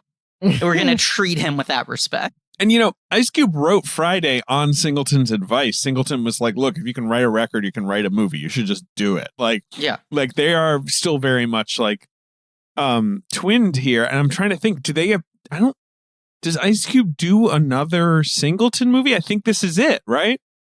Yeah, no, that's too bad. This is it. And Singleton had said that like Tupac was the guy he wanted to be the De Niro to his Scorsese that he wanted to keep working with. He wrote Malik for Tupac, and then he also wrote Baby Boy for Tupac. Tyrese just becomes his fucking muse for the last half of his career. Yep. Tyrese is in like the three of his movies in a row. Movies? Yeah. But Tyrese totally becomes his guy. Cube is unreal in this movie. He's so fucking good. Yeah. He is. He's great. I mean, Micah, maybe you completely disagree. Maybe you think Cube is so cheesy in this movie. Oh, no. I think that, like, it's really, I also like the fact that, like, Singleton just kind of pokes fun at his character although he gets to be, like, this cool, interesting, intimidating, whatever type of character, he's still a sixth year senior, nobody knows why. Like if he ever goes to class, nobody knows how he pays for anything. That's what's great is that like he's like the center of radical thought on this campus, but also he's kind of Bluto Blutovsky, Right. Like everyone's like, what does he do anything? What's his deal? You just get the sense that like he's read all of these books, but hasn't interrogated anything that he's read from them sometime, like, or is like still in the process of like, I don't know. You get the sense that like Ice Cube's characters in this movie, if he read a different book at a different time, he'd be a different person. I also think that this is sort of a guy who, if he were more a careerist, would go like, oh, I should become a professor because clearly I thrive in campus life. But instead, he's just be like on some sort of TA track thing. And like instead he's too angry still. Right. Right. And he's too sort of skeptical of the institutions. And so instead, he's just like a super student, a perma student. Who also just casually sort of like slides off lessons to people who walk by him. And Busta Rhymes is there just kind of chilling with him at all times. I was going to say, Busta Rhymes hired just to be able to throw in some big supporting screams when he needs to. Busta Rhymes in the background will be like, I'm God, nigga, I'm God. Like, I know he'd been like popping up, doing like guest appearances, popping up. Like he's about to be a thing, right? Like, the first album is like the next year, I think. Yeah, this is early for him. Right? Like before then it's what's it called? Leaders of the New School or whatever. His early group. Very much enjoy Busta Rhymes' energy. Just a lot of energy in general in this movie, which I appreciate. One of the guys in the skinhead gang is Andrew, what's his name? Bryniarski, who like plays Leatherface. You know, just like I just feel like Singleton was just like, just give me the largest white man you can find. Like this crew just has one guy who's two guys. One guy that looks like he ate the next like largest guy, and he just has like massive rings on every finger, and he's just kind of like, yeah, white power, and it's like he's just constantly pink. Like he's a very unsettling like. Yeah, what's his character's name? Nako. His name is Nako. His name is Nako. He should just be like in the bleachers at a Yankee game getting really pumped up, you know, about Bernie Williams, but instead he's in this fucking garage. You remember what was that like Bruno, you remember like the part of Bruno where they go like the MMA match and there's the one guy that they keep panning back to who's like losing his fucking mind on the front row. Yes, and then Sacha Baron Cohen and like the guys start making out in center ring, and he just like starts screaming no. He just like short circuits, bawling. Yeah, and it's just like that is Nako's energy in this movie. Is that the first Bruno shout out on the podcast? I feel like that's a first for Blank Check. I feel like I maybe brought up because I've always been of the opinion that Bruno is better than Borat, but now I think Borat 2 is better than either. Fair enough. But I rewatched the whole Baron Cohen canon before Borat 2, and I still contend that Bruno is better than Borat. I rarely take out that opinion because it is not liked. I just want to say I went to Andrew Bryniarski's Wikipedia to look up his character name before you guys said it. Nako. And yes. So I see here that his name is Nako, but I was looking at the classic Wikipedia filmography grid, and I accidentally looked one up on the spreadsheet. Oh, that's right. I thought his character's name was Zangief, and then I realized, no, he just played Zangief. Wait, he played Zangief in the he's Street Fighter Zangief movie? in Street Fighter. But I was just like, man, that's the a little awful Street Fighter movie. Yes, but like... he's literally Zangief. And I read this and I went, well, that's a little on the nose that Singleton just named this character Zangief. But it's like, no, first he played Zangief, then he played Nako. He also, I didn't realize this, he plays Christopher Walken's son in Batman Returns. He's Christopher Walken's large adult son doing a Christopher Walken impression in that movie. Oh, sure. Chip Shrek. Wow, this guy's got a career. Also, I mean, the only other thing on this Wikipedia page is he got in a huge fight with Texas Chainsaw fans when apparently he had beef with the original Leatherface, with Gunnar Hansen, who they would get like in fight at cons or something. Wow. You seeing this? He like cheered his death on Facebook. I have to read this. I have to read this verbatim. Gunnar Hansen, the original Leatherface, died. Bryniarski on Facebook responded to the death by commenting, boo-hoo. Right. A fan said to him, just get ready, Micah. A fan said, nice of you to insult the legend that is Gunnar Hansen. And Bryniarski's response was, could give zero fucks, suck his dead nuts. Yep. He doubled down. Honestly, no thoughts, head empty. Well, okay, yeah. So this was then he was getting a lot of backlash to the backlash, and then this was him trying to settle the beef. He said on Facebook, I was a big supporter of his and was cool with him. He was cool with me. ... Then he started going around to promote Chainsaw 3D, and he started talking shit at cons and whatnot. ... I'm not somebody who takes shit from anybody, and I tell it like it is. I originally posted a Facebook comment that said boo-hoo. Yes, no tag, just by itself. Read into it what you will. I never wished for his death or suffering from pancreatic cancer, which I didn't even know he had. Let's make that a bigger issue upon his sudden death. Cancer sucks worse than haters. Y'all have a nice day. Cancer sucks worse than haters. I mean, you're distracting from the real enemy here. Don't get mad at me. Get mad at cancer. Cancer sucks worse than haters. Andrew Podarski. He's not wrong. Honestly, you know, I'd like a coffee mug.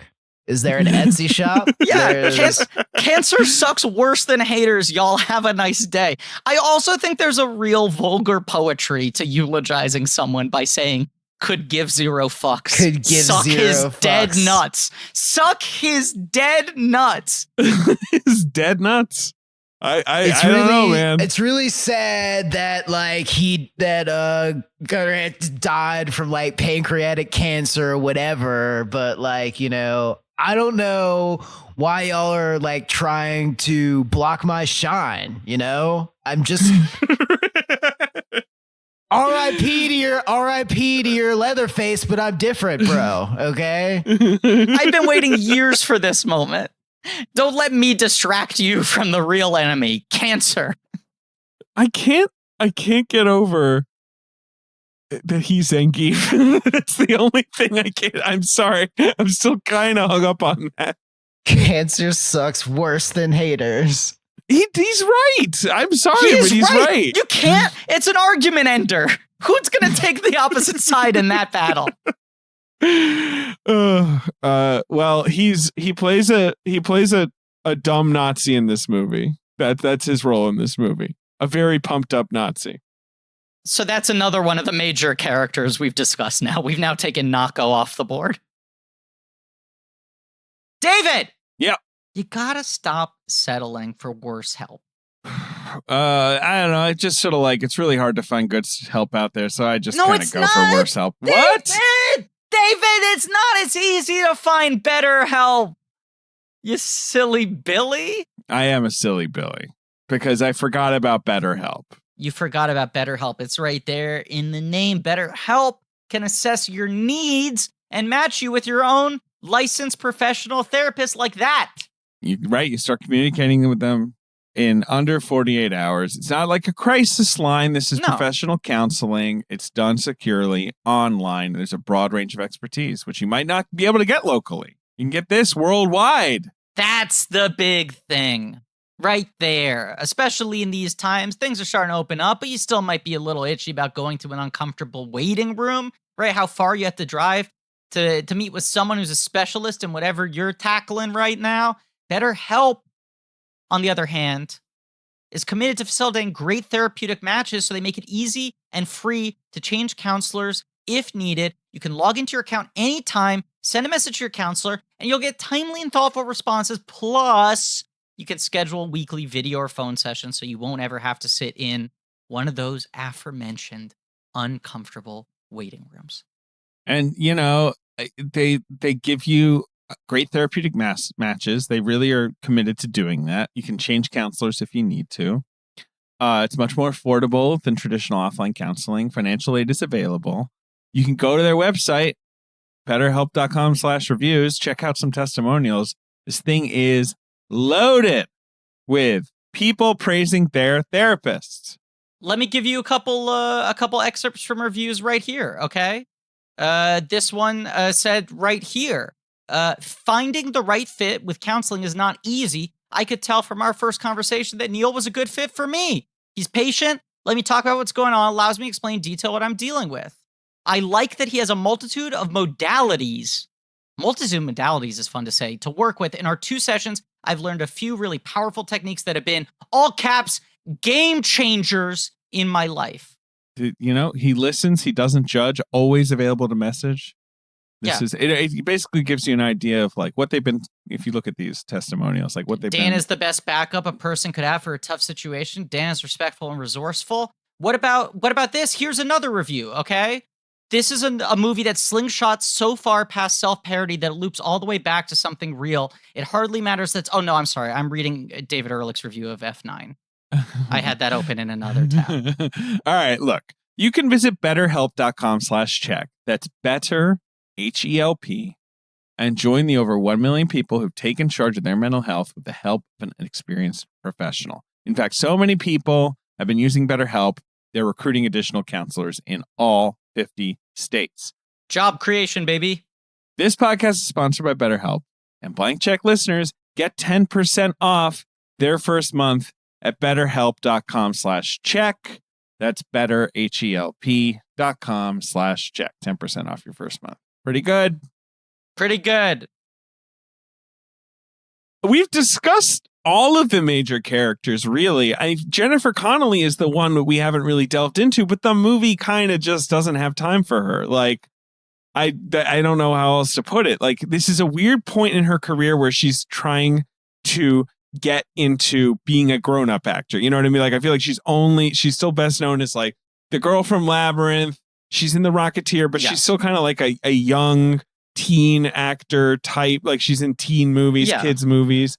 And like, it's this. But this is the period Falls where next year. Right. Inventing the Abbots, Dark City, Waking the Dead, Requiem for a Dream. Like, that's her run of, she starts playing hypersexualized characters because she wants to age out of being a child star, right? But I guess so. I mean, she'd already been in like the hot spot and stuff, but yes, absolutely. And it's just like, I just remember that year when she's in Waking for the Dead, Requiem for a Dream, and Pollock was the year where it's like, oh my God, like Jennifer Connelly, what a serious talent this person is. And like, she had not gotten that cred throughout the 90s. In the 90s, it was more like, oh, Jennifer Connelly, like a famously beautiful woman who was also in Labyrinth when she was younger. And she's good in this. She's very striking. She has nothing to do. She's always good. I just always like Jennifer Connelly. She is one of the most just sort of confoundingly attractive people to ever be in movies. But I also just think she's always good. She's always got a lot of integrity and presence. Singleton said that like it was 3 hours and they cut it down and the bulk of what got cut out was her. And that I really think she was maybe supposed to be like the fourth or fifth major character of this film. And he doesn't really delve into it in any of the interviews I read, which were all like 25th anniversary retrospective interviews he was doing when this came out on Blu-ray right before he died. But the subtext seemed to be that perhaps the thing the studio was most uncomfortable with in this entire movie full of hot button debates was homosexuality. That was just the one bridge too far for them. Not remotely surprising, I would say. That totally tracks with the mid-90s where they're like, okay, come on. Right. Which on top of the fact that it's frustrating to see her be given short shrift because she's very compelling in this movie, it also just kind of unbalances the film at large because the first half is so heavy on Swanson. Yeah. And then it feels like she kind of disappears in the second half of the movie, probably because most of her footage was with Connelly. You have to imagine. Yes, and the movie sort of turns into a school shooter movie. Like, it just kind of has to be dominated by that because that's going to be so dramatic. Like, yeah. So it can no longer be like us sort of like being like, anyway, so Remy just basically stuck a gun in Adam Goldberg and Omar Epps' face and ran out of the school. So what's going on with Christy? Like, you can't. It'd be tough to just kind of like let's hit the B plot now. Yeah. It's just kind of like, Viva, let's figure out what's happening with Christy's sexual awakening. Right. I do think that love scene is pretty skillful and interesting. It's very interesting to the point where you're like, oh, is half of this a fantasy and half a reality? Like that's initially what I was wondering. Like, is she with Jason Wiles, but thinking about Jennifer Connelly? And it's like, no, she's just kind of doing both. And it's well presented. The problem I have with it more is like, it's happening at a point in the movie where I'm like, I'm not sure where I am with her character, with Christy Swanson. And And then it doesn't go anywhere. But I like the scene individually. It's a narrative dead end. It's a good set piece. I mean, there's other interesting stuff there. Like, you set up Regina King's sort of homophobia, her very casual homophobia with her, She's like very much viewing their whole relationship as scants and says like, oh, thank God, when she goes on the date with, I was be like, oh, I was beginning to worry about you. Yeah. Right. David has now changed his virtual background to a picture of Zangief. That's him. That's him. Yeah. This is Zangief telling M. Bison off camera, boo-hoo. Suck my dead nuts. Suck my dead nuts. I'm gonna kill you and then suck your dead nuts. Yes. And you're gonna have to be happy because at least you didn't die at the hands of the real enemy, cancer. That's what he's saying. Wow. If honestly, I mean, it's probably the biggest flaw of the Street Fighter video game franchise, right? That they never made cancer a playable character. Right. Because that should be the final battle sequence or whatever. It's the ultimate Street Fighter. Sure. Yes, absolutely. I mean, no one fights more dirty than cancer. That's true. There's a history of cancer in my family. Anyway, I want to make it clear. I am not making that joke flippantly. Yeah, me too. Who haven't we discussed? We pretty much talked about all the main people. We did right? everything. Yeah. We just haven't talked about the shooting sequence, I guess. The last 30 minutes. Yeah. Yeah. I mean, there's stuff in that that's so effective and feels just kind of like completely contemporary. Like it's mostly the stuff where the cops immediately just grab Omar Epps and start talking to Remy like he's their friend. Like all that stuff. You're just like, yeah, unfortunately, this is, completely on the money. Like this doesn't feel over the top at all. This doesn't there's other stuff like Tyra Banks, getting shot like she's Willem Dafoe in Platoon, where I'm sort of, I get the energy that this movie is dialed up to, but whatever, it sort of made me wince, not in a good way. I did not feel it in the same way.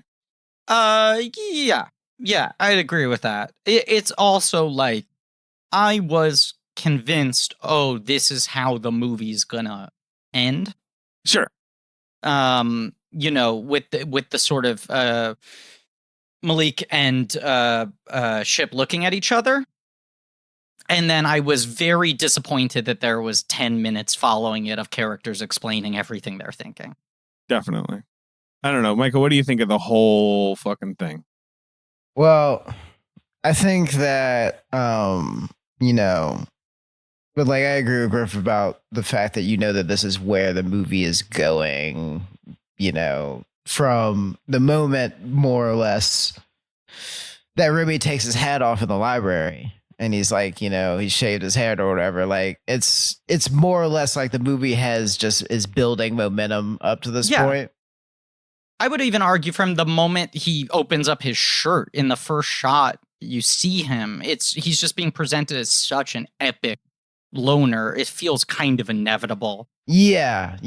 And the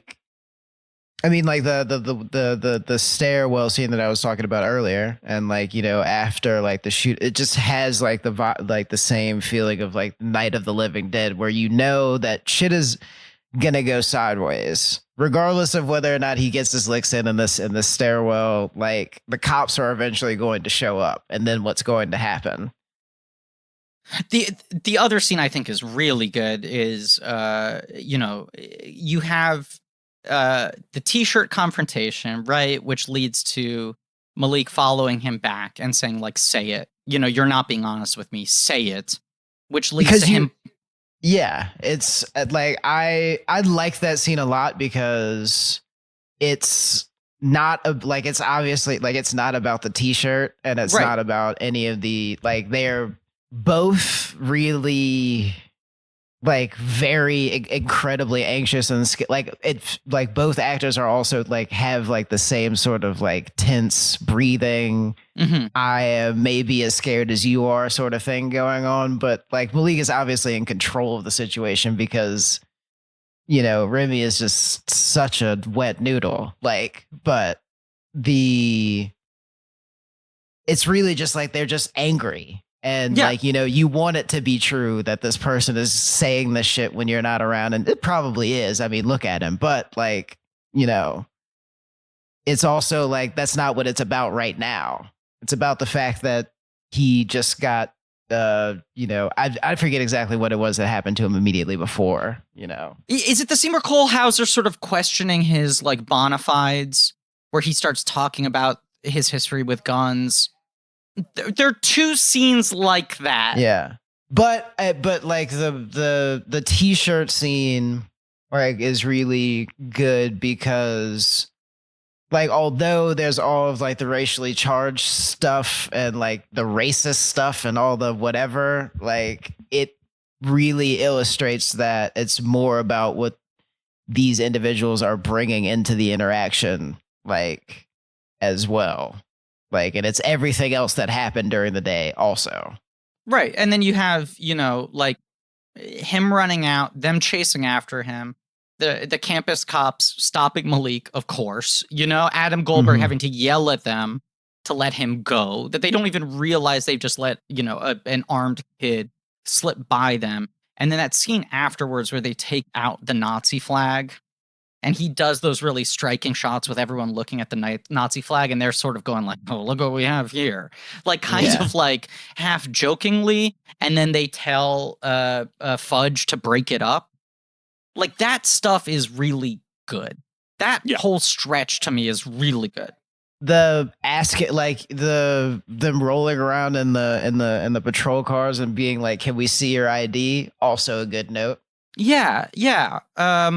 But in a way, then when it builds up to this like uber operatic sniper on the roof while the Swanson event is happening and Tyra running in slow motion and everything, that feels so much less, I don't know, immediate and vital to me. It feels so much more kind of manufactured in its drama. Yeah, I know what you mean. Like, as it feels like after, like the personal things, like the indignity of like not having enough swipes on your card or having like campus officers harass you or teachers speak to you in a certain way and all the stuff that feels like, granulated and personal. Like this is basically like the world leveling threat. This is the energy spire of racism movies is a shooting. Like is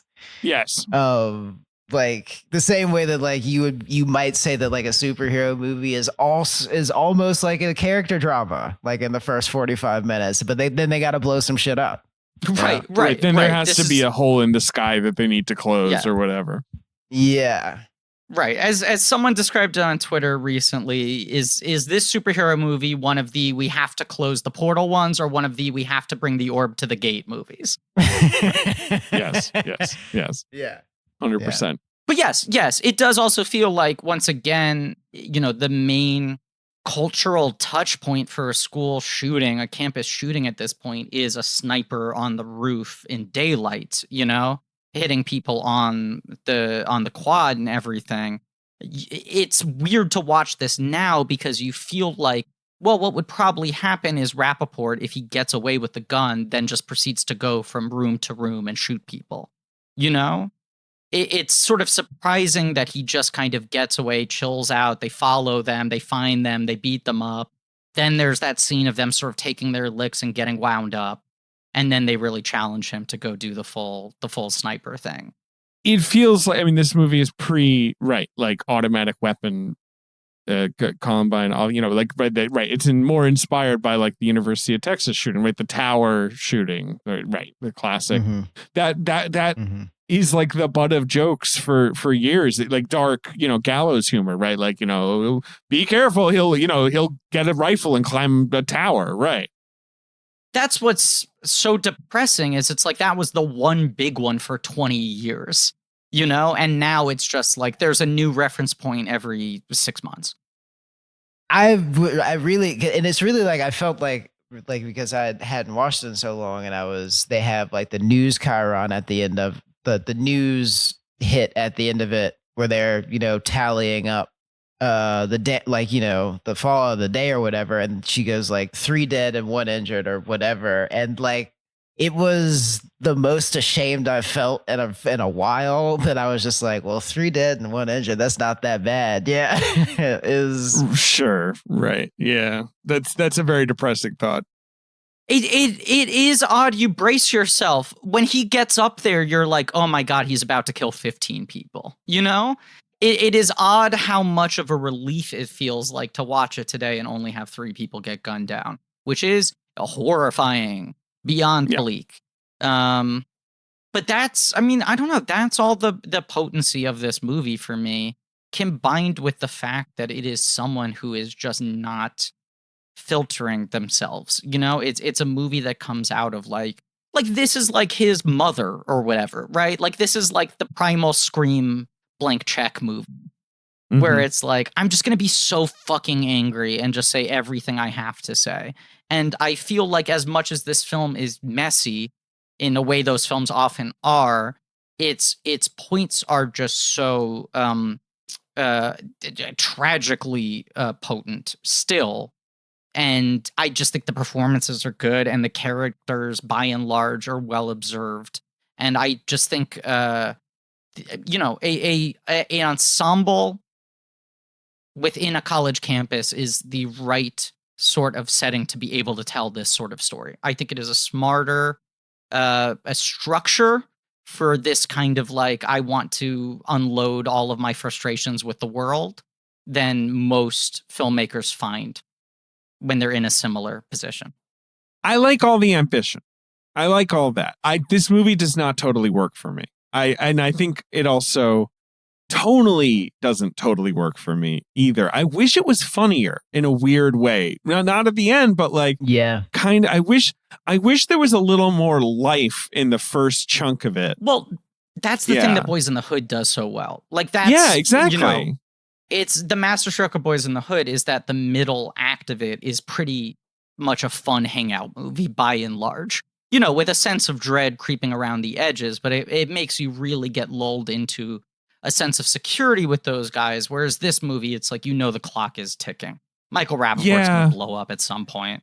Yeah. Rappaport is a tough character to have in any movie, like that character anyway. I mean, Singleton seems to be positive on this movie though, right? Like I read one of those interviews that you're talking about, the 20th anniversary interviews. Yeah. And I feel like he likes on balance this movie because he's like, yeah, you couldn't make that now. Like, I'm glad I got that out, even though it sort of got everything in it.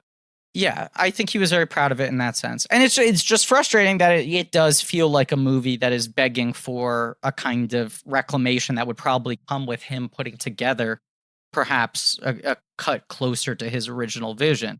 But it's like they remastered this for Blu-ray the fucking year he died. You know, he did press for it. He didn't seem to imply that he had a cut that he could easily, you know, spruce up or that anyone was asking him to reconstruct it. And now he's gone. It just feels unlikely that someone else would take the effort to do it. There's kind of a sweet LA Times piece about this movie and from last year, I think, and just kind of how upsettingly relevant it is to rediscover.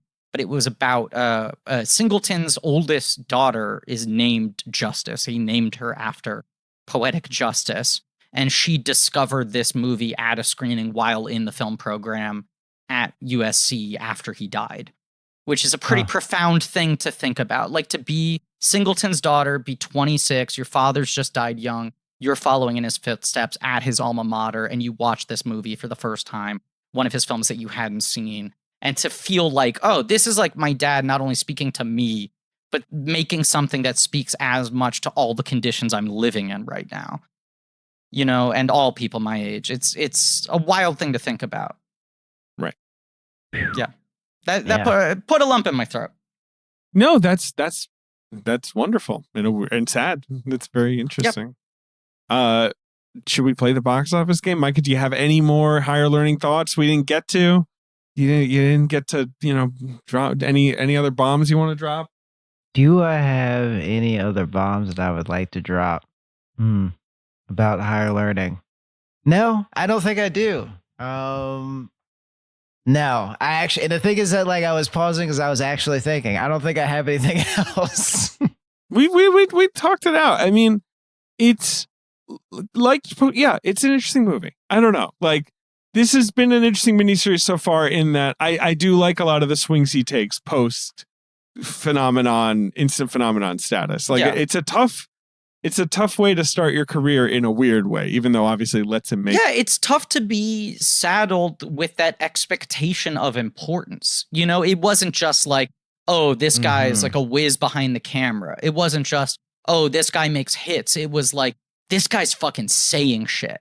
And I think if you're in your 20s and suddenly that's thrown on you every time you make a movie, it's like he makes Poetic Justice and critics are like, what's this? This feels weirdly slight from the Boys in the Hood guy. And then this one comes out and critics are like, I don't know, too much. He should have less to say. You know, it was like already they were kind of like he was in an impossible position. It makes sense in a way that he took such a hard swing to like, just let me make like popcorn movies, you know? Let me make like action movies and thrillers. Let me just try to be a really top shelf craftsman doing like good popcorn. I think it just probably started to feel a little oppressive to him. Here's the quote that you were paraphrasing, which I found where you said, if you look at Higher Learning, which I was 25 years old making it, I'm like chock full of everything that would concern young people, everything I could put in that movie. It was a great movie, a fun movie to do, but you could never get that movie made now. Never. The guy shoots everybody. Know what I mean?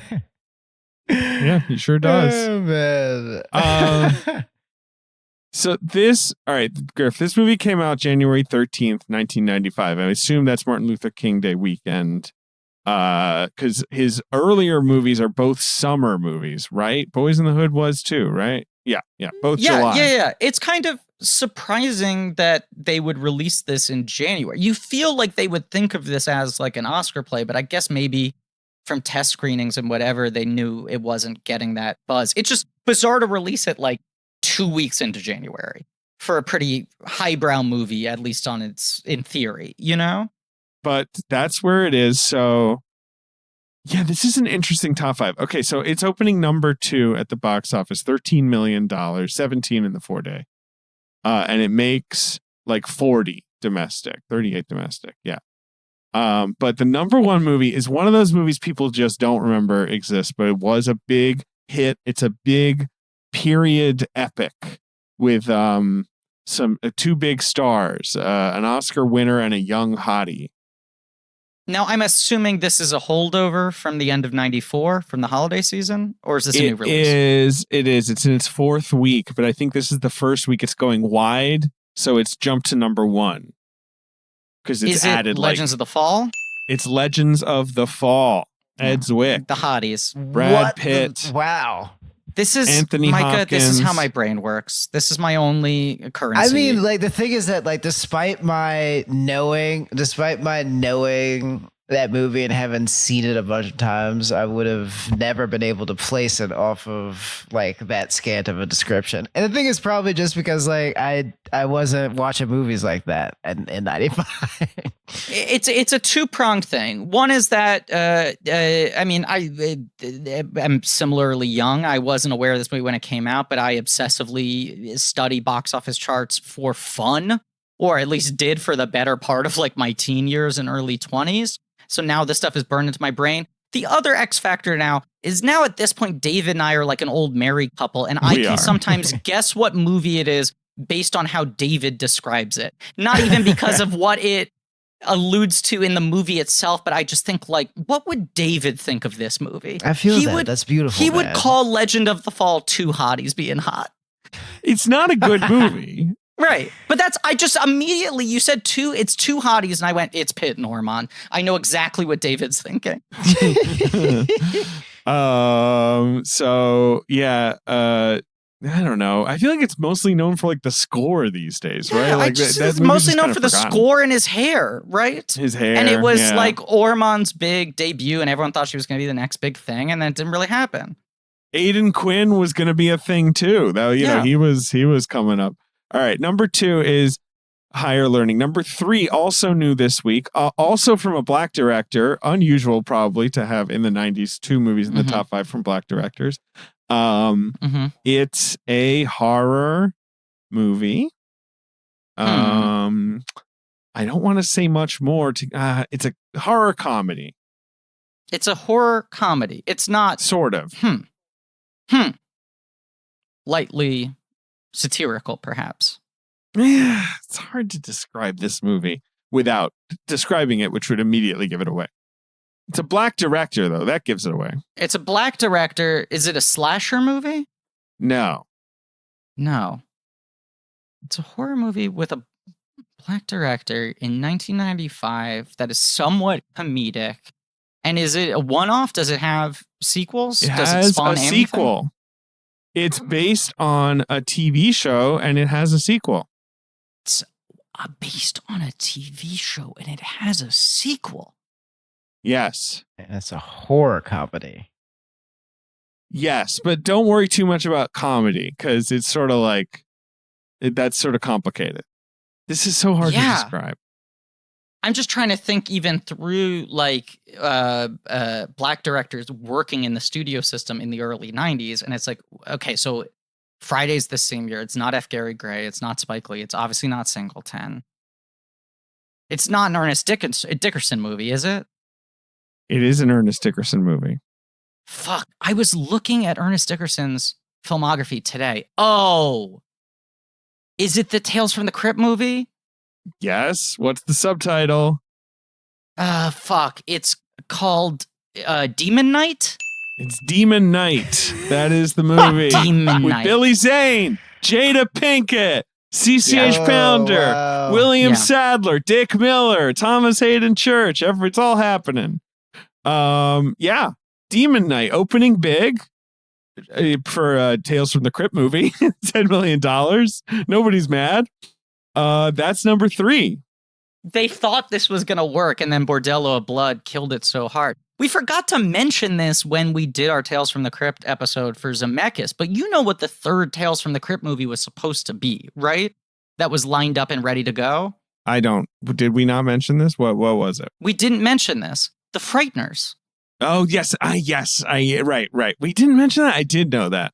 Peter Jackson's The Frighteners was supposed to be the third Tales from the Crypt movie. And then Zemeckis was like, I think you got a good thing here. You should make it stand on its own and not tie it to the Tales from the Crypt thing. And he made that decision right before Bordello of Blood, which was very smart. Right. Then Bordello of Blood came out and would have killed its chance to get made. Anyway. Demon Knight. Number 4 at the box office was number 1 the previous weekend. It has dropped. It has added 3% to its total. It is a word of mouth smash hit comedy. It was a December release. It's in its 5th week. What is it, Griffin? Huh. It's not. Is it a Jim Carrey? It is. Is it Dumb and Dumber? It's Dumb and Dumber, the third of his 3 94 releases. Because it's Ace Ventura at the top of 94, The Mask in the summer, Dumb and Dumber at Christmas. That was his 1994. Right. It's bananas. Crazy opening there. From Jim. Number 5 is an Oscar holdover. It's expanding this week.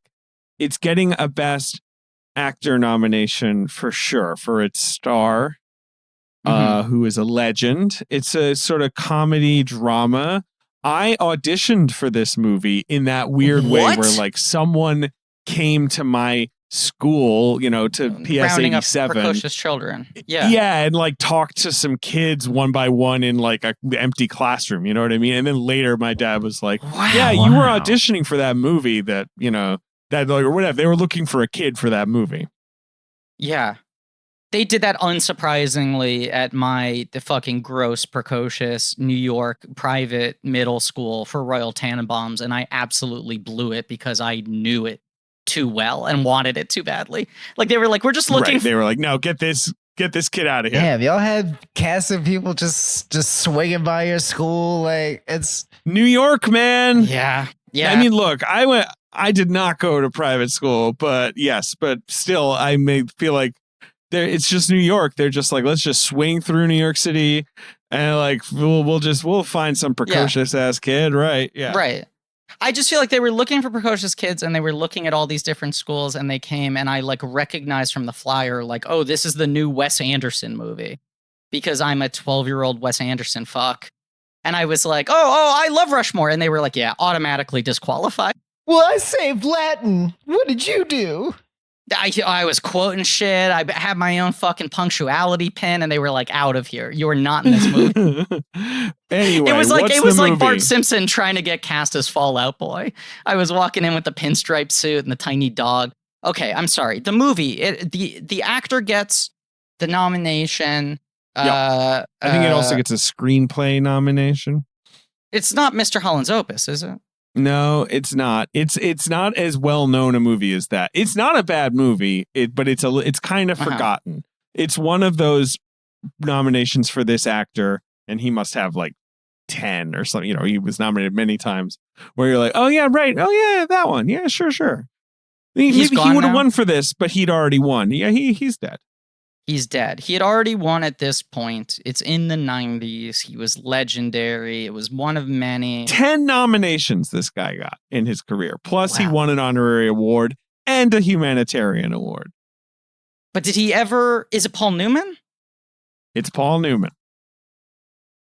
It's not Nobody's Fool, is it? It is Nobody's Fool. Why wouldn't it be Nobody's Fool? I thought of that earlier, and for some reason, I think of that movie as being earlier. I don't think of that being 94. Yeah. I actually like that movie a lot. Yeah, that movie's pretty good, right? Bruce Willis? Yeah. Is in it? Like kind of making an effort because he's in a Paul Newman movie? Like, yeah, I like that movie. But now I'm just imagining a little Sims being sprinkled in. David Sims. I don't even know who they brought in for that movie. Who I could have vaulted to stardom. Maybe you were reading for the Bruce Willis part, and they just decided to flip it a very different way. Went into a different direction. Anyway, yeah, I'm just even looking for anyone who would have been young at the time of the Alexander Goodwin, born 1987. This has to be. That sounds right. I was born in 88. Yeah, I'm 86. Yeah, okay, that's he's in this. Yeah. He's in Mimic. He's in. I'm not Rappaport. Okay. Anyway, you could have been Alexander Goodwin. There, but for the grace of God, go you. Thank God I was not, but that's. Yes. I just remember it later that my dad was like, "Oh no, that was for like that movie, Nobody's Fool." That time that the whole third grade from PS 87 was rounded up or whatever. Yeah, that was you. Yeah, you must have felt like somebody's fool when you heard that that's the movie you had almost been cast in. Absolutely, and thank you for saying that. And it was brave that you said that. I want to say that the other movies in the top 10 this week were House Guest, which I saw in theaters and thought was a masterpiece. Disclosure, of course. One of the wildest movies ever made. Little Women, the Claire Danes, Little Women, Kristen Dunst, yada yada. The Jungle Book, the live action Jungle Book, which I also saw in theaters and scared the shit out of me. The Stephen Sommers movie. Terrifying. Good movie. In my memory. Just absolutely wild to think, like, you know, in the last decade, they're like, here, we're doing like a big, happy family, state-of-the-art special effects showcase Jungle Book movie. And in the 90s, they were just like, we're just going to put Jason Scott Lee on camera with a bunch of wild animals and hope that nobody dies. Like, fight a tiger. Right, like that movie was like almost Roar, you know? It's just like, I pulled up the trailer for that movie a couple times because I've been like, did that really exist or am I misremembering it? And you watch the trailer and you're just like, it is astonishing that no one was scalped during the production of this film. It's just him doing long scenes with like a bear and a jaguar. That's great. Yeah, wild. At Far From Home, The Adventures of Yellow Dog. That's new this week at number 10. You remember Far From Home, The Adventures of Yellow Dog with Jesse Bradford? Who could forget a title like that, Far From Home, The Adventures of Yellow Dog? I just like saying it. Micah, thank you so much for being on the show. Of course. Thank you for having me. Thank you so much. Swinging in. Higher learning for enrolling. People should listen to Sound Only. They should read your work on The Ringer. Credits I will never, ever forget to associate with you again in my life. I appreciate it, Griff. That's what we call growth. You know, we're some higher learning. This episode is dropping in like May, but you and Justin did just talk about Malcolm and Marie. That was the episode I was just listening to. Anyway. Justin Charity, friend of the show, past and future guest. We did yell at each other for a while about Malcolm and Marie. Yeah. But look, David, by the end of May, we're still going to be trying to unpack Malcolm and Marie. I mean, this is one of those. It's a sticky text. We're not going to let go of this one. Absolutely. Can't we please just, a sticky text, Malcolm and Marie. Oh, man. Thank you all for listening. Please remember to rate, review, and subscribe. I realized recently I've been trying to improve my diction on the outro because I feel like I've started slurring all my words together. And sure, you rush or whatever. Right. That's one of the tics I've realized is I no longer say the D in and subscribe. I go rate, review, and subscribe. Like it's a lady's name, and subscribe. Please remember to rate, review, and subscribe. Thank you to Marie Barty for our social media. Thank you to our editing team, Alex Barron and AJ McKeon.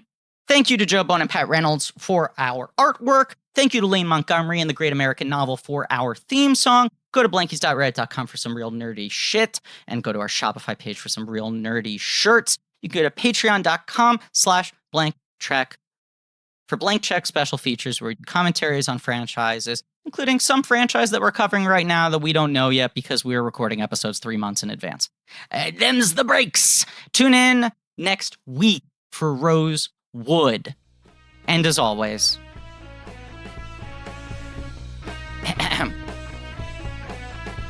I could give 0 fucks. Suck his dead nuts. Thank you.